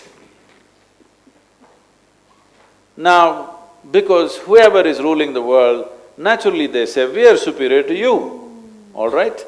If you rule the world tomorrow, you will say, we are superior to you. I'm saying both are crude and stupid. This is two pieces of the same thing. Now you want to make one above the other, you will miss the essence of life. If you make a man superior to a woman, you will miss life. If you make a woman superior to man, you will miss life. If you want to know life, as I said earlier, you do not look up to anything, look down on anything. You see everything just the way it is. Suddenly you will see everything the way it is and everything is relevant. If we had seen this, we wouldn't have slaughtered the animals, we wouldn't have ripped the trees, we would have understood that all this is very much a part of our life, isn't it? Yes or no? We would have clearly understood, and everybody understood till you got educated. Every tribe in the world understood, everybody who lived with nature understood the tree is as significant as me, without it I cannot live, is not some new environmental knowledge that you got because you got PhD in environmental sciences. Every human being knew this, but now we got educated. That means we got stuffed with information and our intelligence took a backseat. In this environment, before we leave and go to the next question, I will then pose the question, the theme of tonight, which was, what is the future of feminine? In this environment, Sadhguru, what is the future of the feminine? See, one thing we must understand, today, women have access to many things to which they did not have access to in the past, not because of some great evolution that happened in human consciousness. It is simply technology. Technology which has leveled the playing field. Otherwise, believe me, don't believe that suddenly everybody is evolved and they brought up the women and gave them everything. No, because of technology, brawn does not rule anymore. The power of the muscle is not so important anymore because technology has leveled it.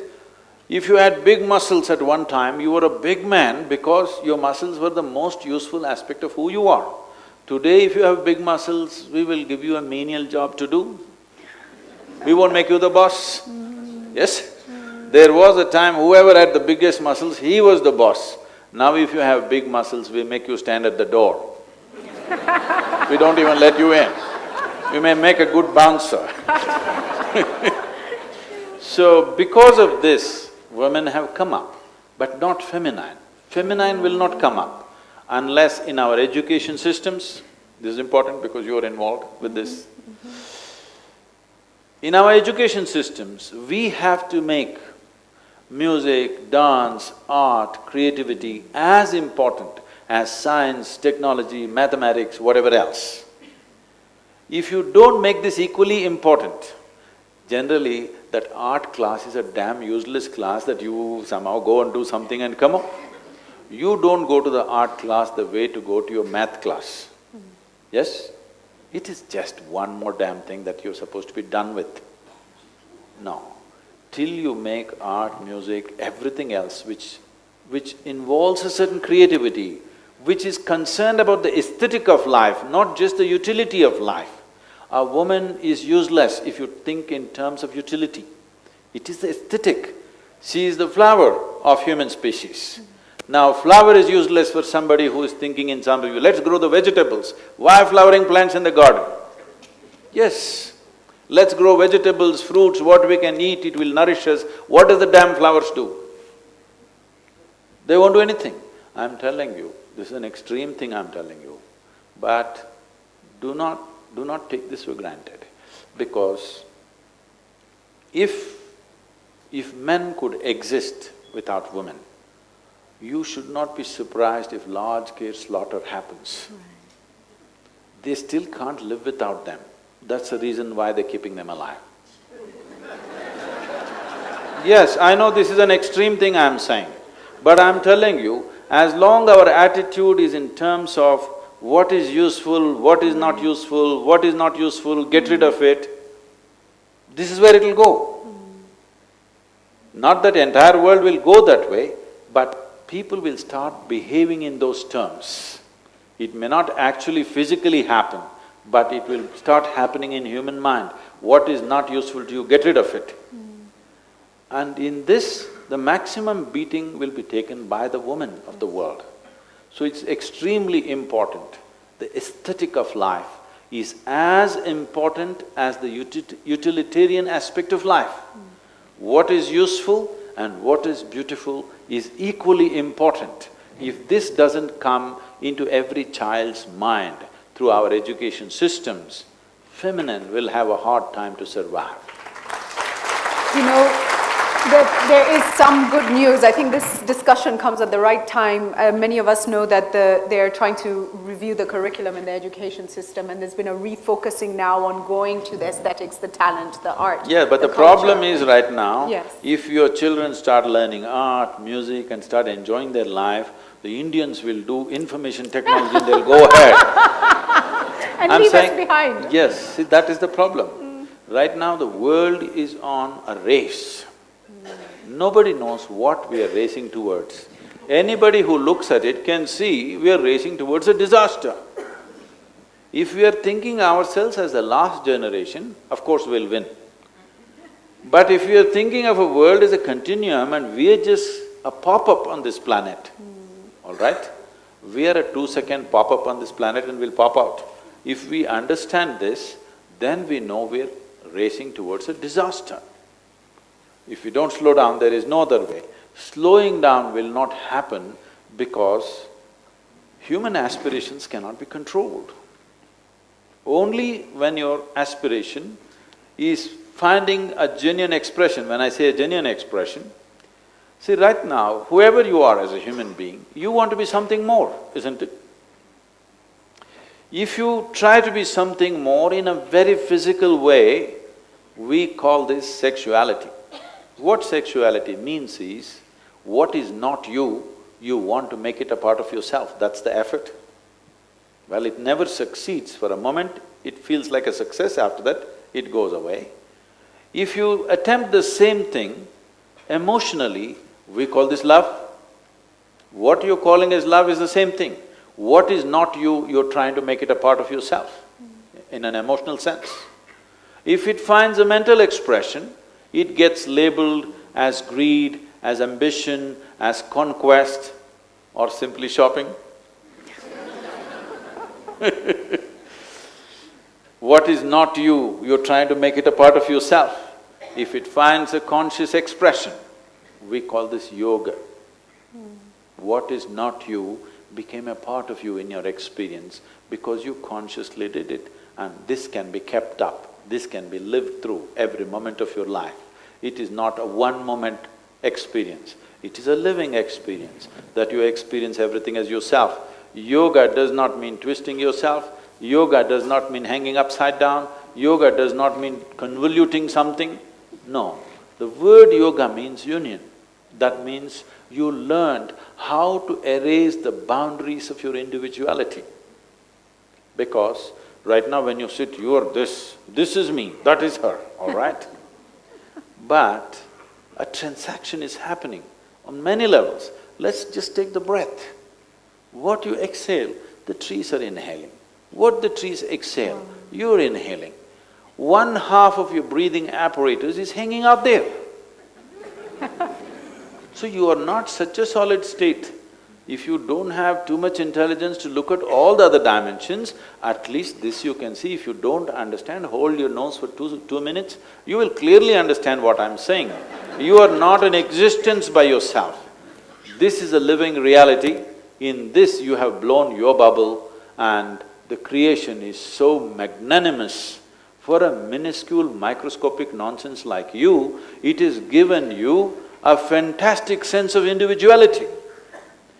I'm not trying to depreciate you, I want you to understand. In the space of this cosmos, nobody knows where it begins, where it ends. In this cosmos, the very planet, the very solar system is a speck. In that speck, this planet Earth is a super speck.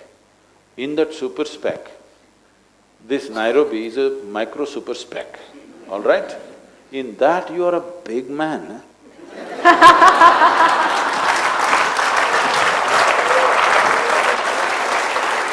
I'm saying this is a serious loss of perspective. We have lost these perspectives mainly because of the so-called religious thought that we have in this world. Somebody told you, you are the center of the universe.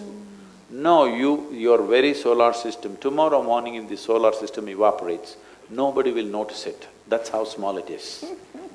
Yes, you and me may be very big, but before you and me came, there were countless number of people on this planet, yes?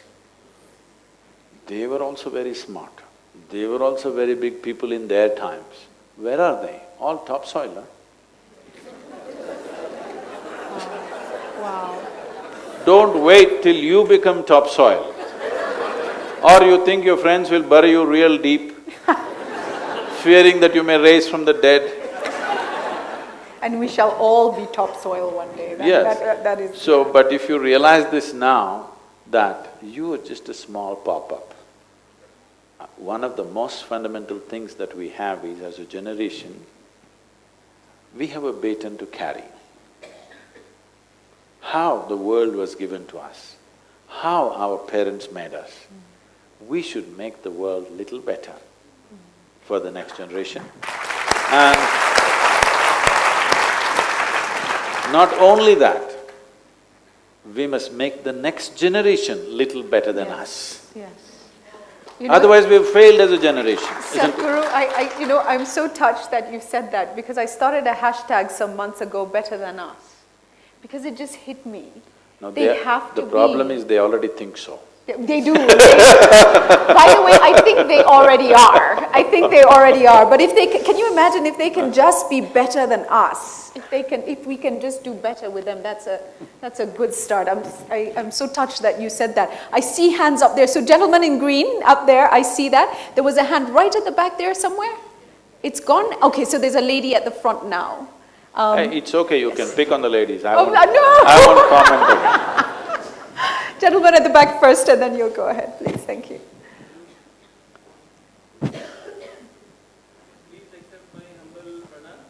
The microphone is not on. I think, can we give you a minute just Okay, to let him sort out finish the the mic? question. Turn it on, please. Thank you. Sadhguru, please accept my humble pranam. My name is Santosh. I am born in India but working in Africa for last 15 years. In the beginning of the discussion, you started that we are so busy in doing things that does not matter. Actually, they should not matter, and we forget to enjoy life. Now, when I look at myself, it has been almost 15 years or little more in profession, and we as professionals probably say, for example, I am into FMCG sector and I am creating a brand to create how my product should look at it. I actually enjoy it.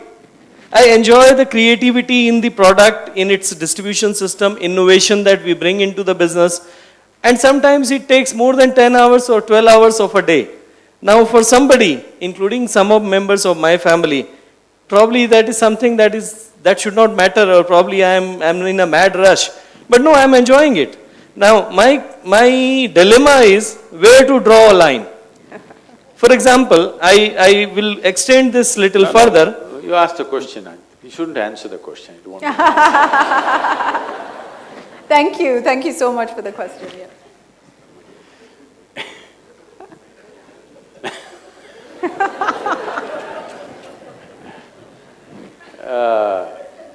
Don't think drawing the line is your prerogative all the time. If you get too much involved with your fancy product, your wife will draw the line. But we are talking about the future of the feminine. Your family will draw the line. Sometimes it's a line that you cannot cross after some time. Yes, and they may be on the other side of the line. I Yes? read something that you said. Yes, you may live in the same home, but they may be on the other side of the line, and you can never cross the line. Yes or no? Does it happen or not? Yes. So, if you love creating products, you can do it. Nobody's saying no. It's just that everything that we take up needs a certain level of involvement. Without involvement, many things won't work. And first of all, you must understand, you got married and created a family to fulfill your needs, not to fulfill their needs. Your children did not come knocking on your semen. Yes? They did not come and knock, please make me happen. It's your needs which made these things happen. We must understand this, because a lot of people are becoming overly this thing that I did this, you know. No, nobody asked you that you should do all this. You did this to fulfill your own needs, isn't it? Now that your needs are maybe a little bit fulfilled, now suddenly you become magnanimous and you think others, you know, I don't have such needs anymore, I just create a nice cosmetic product and I'm doing great. Yes, it is so. At different stages in your life, you have different needs. But once you step into certain things, certain needs will hold you. Because certain needs that you touch demand commitment. Is it okay if I tell you a joke? It once happened, a man had a gala fight with his wife. That's not a rare happening, you know. So he didn't know what to do, he stormed out of the house. It's only after you walk out on the street, then you don't know where to go. So he loitered here and there and everywhere and went little outside the town. It was evening, he was just struggling, he has to find a dignified reason to get back, all right. He's left home. You need a good reason, either she must come searching, but if she doesn't come, he must find a decent reason to get back. So he was just loitering around, then he saw a sadhu. A sadhu means a wandering mendicant. So he was just settling down for the night under a tree. He went and like you, did pranams, fell at his feet and said, Sadhu Maharaj, बीवी बहुत परेशान दे रहा है, कुछ सुलभ उपाय है तो बोलो। The sadhu glared at him and said, बेवकूफ, सुलभ उपाय है तो मैं क्यों साधु बन के यहाँ बैठ रहा हूँ?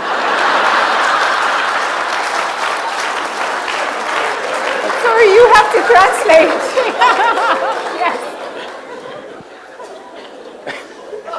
Yes. He said, he begged Sadhu, he fell at his feet and said, my wife is giving me too much trouble. If there is an easy solution, please tell me, there's a simple, easy solution. So Sadhu glared at him and said, you idiot, if there was a simple, easy solution, why would I be wandering around the world?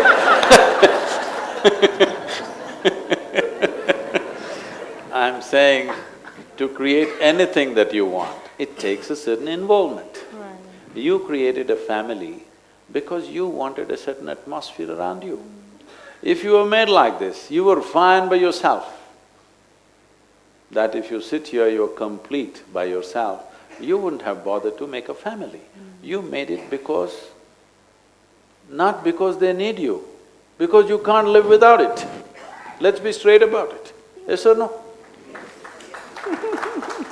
So, now suddenly halfway down, you suddenly change your tack, then they will know how to deal with it. Wow, then the line will be drawn, the line… Our final question for the night, because it's already time to wrap up. I'm so sorry, I do see the hands and I really apologize. Please go ahead. Good evening. Thank you for giving me the last question.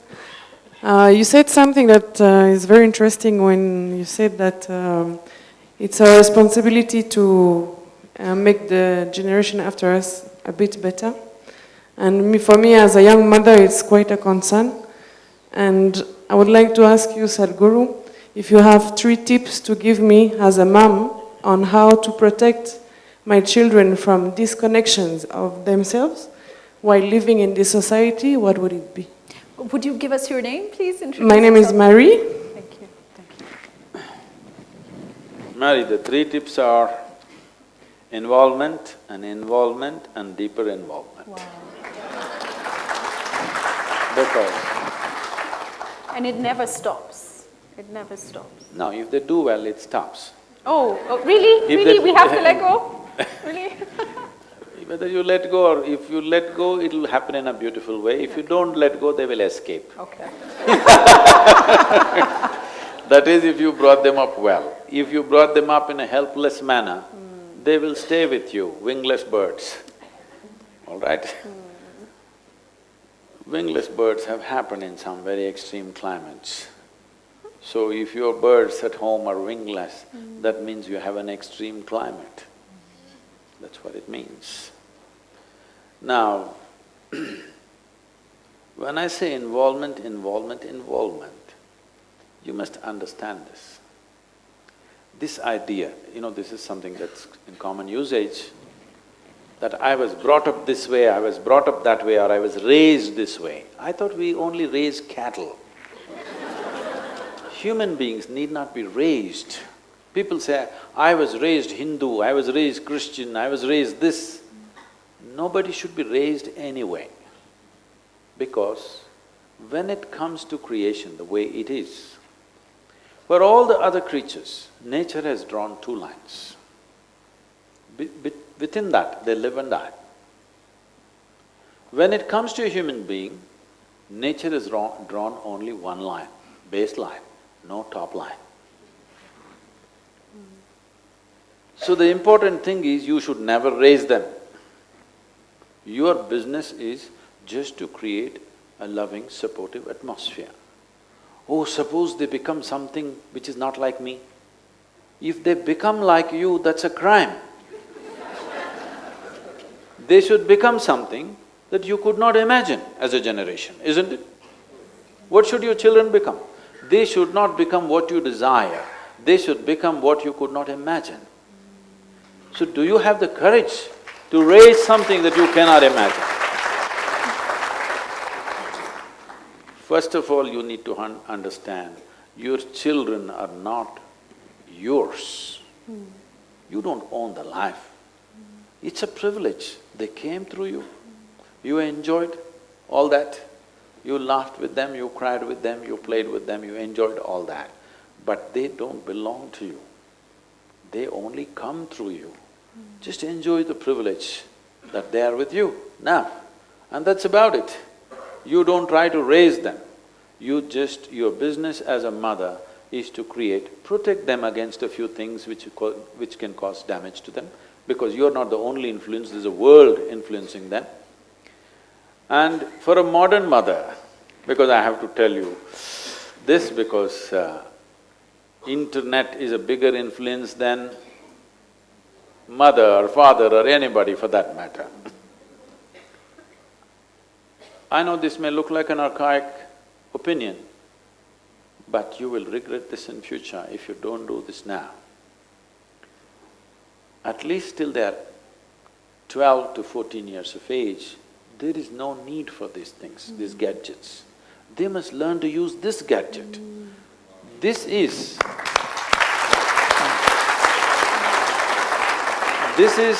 the most sophisticated technology on this planet. This human mechanism, isn't this the highest level of technology in the universe that we know? There may be some alien who's better than us, but we have not seen. But among what we have seen, this is the highest level of technology, isn't it?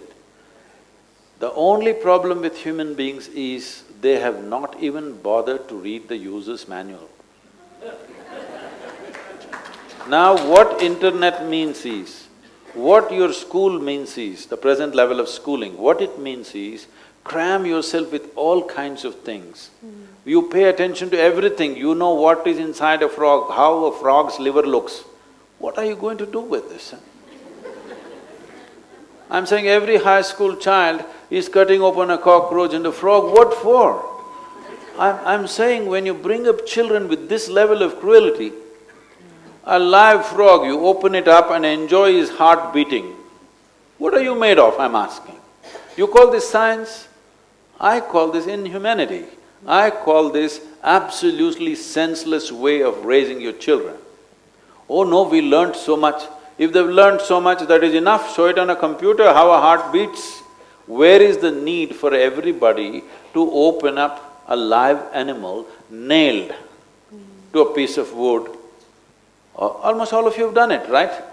It was traumatic. Yeah, I was traumatized. No, I'm saying, we call this education, a heartless education. What is the point of a heartless education? If you do this kind of education, you'll create a heartless society, which you're seeing in so many different ways. We are training children to become brutes. See, if I can nail a frog to this wooden platform, cut him open when he's still alive and screaming, and look at his heart and how it beats, I enjoy it, and I fiddle around with his liver, I'm saying, at another level, why can't I pick one of you and do the same thing? Only because there is a law, I may be stopping, isn't it? Yes or no? That's what it amounts to, isn't it so? Only because there is a law against it, I may be stopping. A law cannot make us human beings. A law can control a few things in the society. This will not shape human consciousness. Because human beings experience themselves in a certain way, we thought of bringing that in the form of law. But law will not make a human being. If you are human, you will naturally be in a certain way. This must come forth. If you want to bring up your children, if they're still below 5–6 years of age now, the best thing to do is not expose them to all these things, expose them to life. When I say life, there is nature, there is insect, there is animal, there is worm. I'm telling you, these creatures are far more important than you. Tomorrow, if all the insects disappear, you have… the entire life on this planet will cease to exist in about 4 to 5 years' time. Do you know this? If all the worms disappear, the entire life on this planet will cease to exist in approximately 18 months to 24 months. When somebody calls you a worm, you must understand they're saying you're a very important life.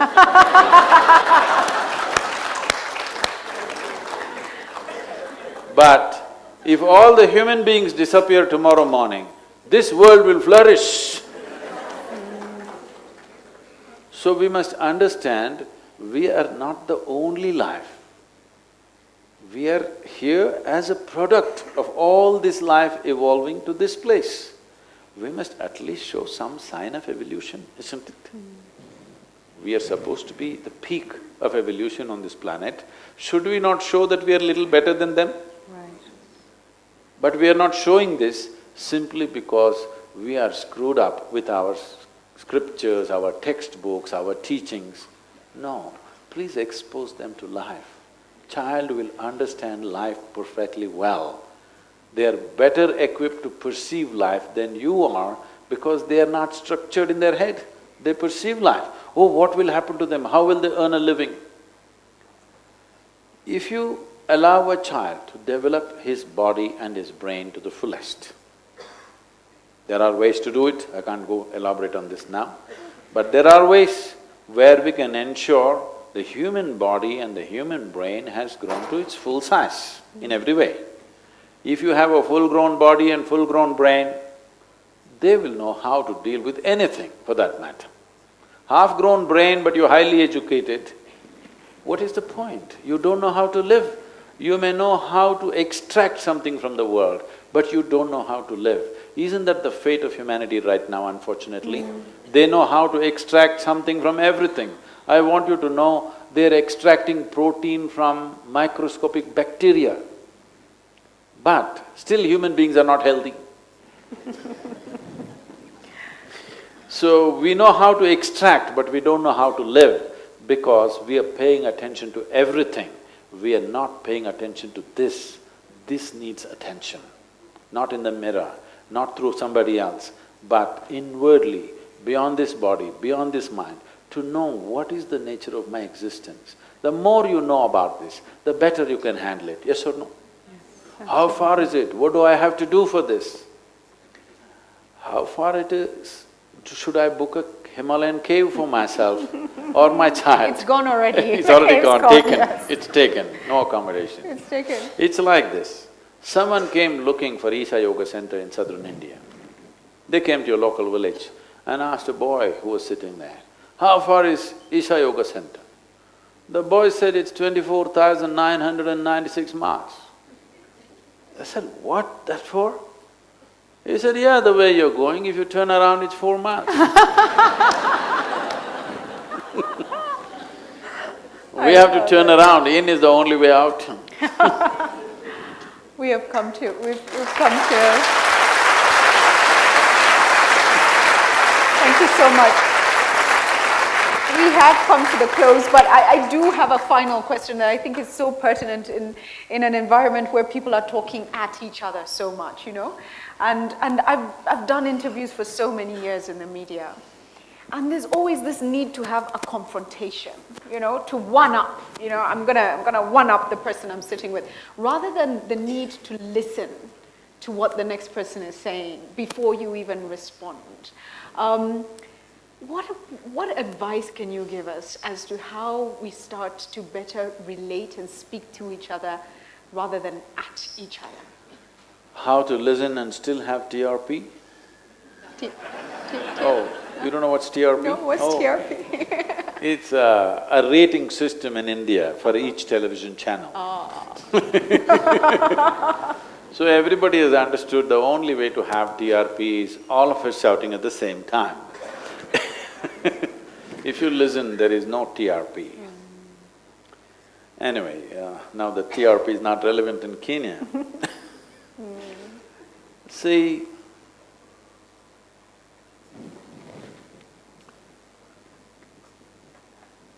because this was about the lady, we're talking about the feminine, but she's on the phone.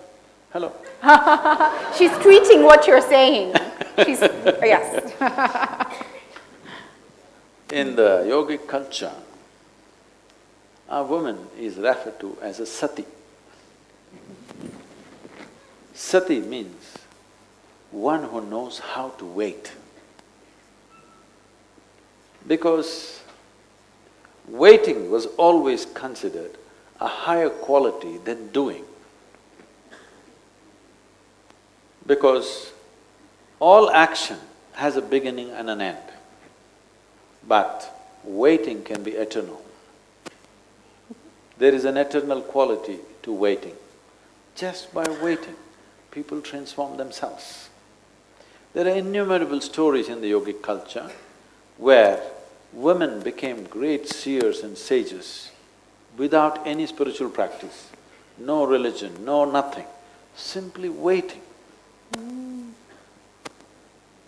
And if anything beautiful has to happen in your life, you have to learn to wait. Suppose you want to grow a garden in your house. If you're in a rush that you must have flowers tomorrow morning in your garden, you just have to buy Singapore plastic flowers and stick it. Otherwise, you have to plant and wait. You want to deliver a baby, you have to wait, isn't it? There is a waiting quality, you just have to wait. With a belly full, it may feel like an eternity, but you wait. Simply wait. You don't mess with it, you just wait. Because everything beautiful in the universe happens like this. If you create the necessary conditions and you wait, it will happen. The same goes for bringing up children. You create the necessary atmosphere and you wait, they will grow. If you think you must fix, you cannot fix. You may know how to reproduce, but you do not know how to fix your children, do you? Hello? If you have the love and commitment, you can wait. Because to wait, you need an enormous sense of love and commitment to something, otherwise you cannot wait. Only when you have a deep sense of love and commitment, you can wait. Otherwise, you cannot wait. One thing that they're learning today is inability to wait. 4G, not fast enough. There was a time from India, these people, their forefathers, traveled for over 30 to 45 days to reach the Kenyan coast, okay, to reach East Africa. But today they are here in 5 hours, probably flat, but it's too much time. They can't wait anymore. I'm not saying we should not have faster airplanes and faster cars, I'm always for speed that way. But you must know how to wait. What you said as listening is just a part of waiting. This is important, that we must inculcate this in our children and in everybody's life. How much time you spend in expression, you must spend at least equal amount of time in perception. Right now, this is a world of over-expression. Like you said, somebody is tweeting what I'm saying. It doesn't matter, they miss the next thing, but they tweeted the last thing. That's important, expression. This is a world where it's all about expression today, no perception. You will become hollower and hollower as days go by. You will know that galaxy Z67, what is the distance between that galaxy and the planet Earth?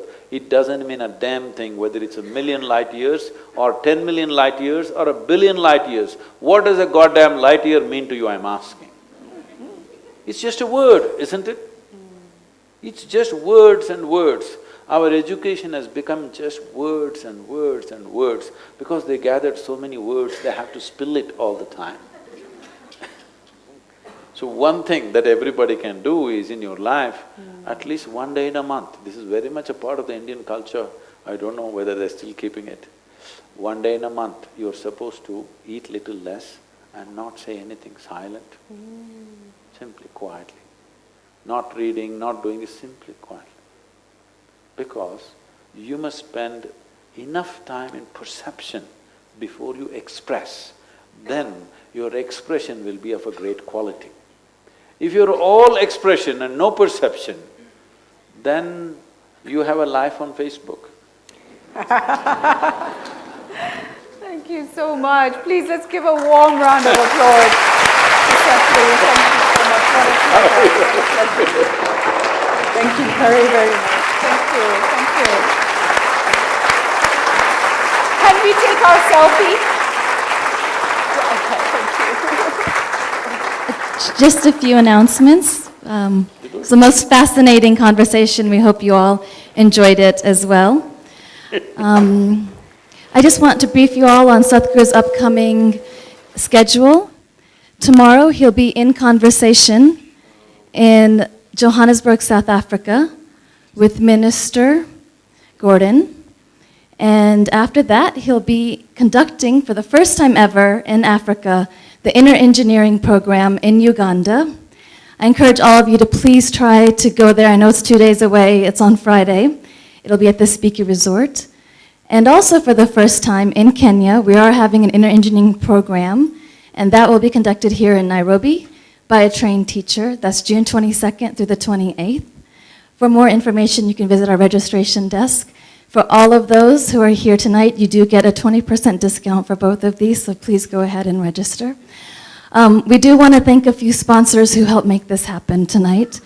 HDFC Bank, Kenya Representative Office, GVA, Simba, Asian Weekly, AdSite, Broadway, Aramis Media, Victoria Commercial Bank, Healthy You, East FM, Chopati, Hot Point, Victoria Furniture, Crown, Vivek, Duracoat, Osho Millers, Kings, Warren Concrete Limited, ALS, Shalimar Citadel, Shama Safaricom, and many individual sponsors. And of course, Julie, thank you for joining us tonight. We ask all of you to please remain seated and clear the aisles. For those of you who are in the hall, Sadhguru will be visiting you in the hall, so please remain seated there as well and keep the aisles clear. Thank you all for joining us tonight. Good night.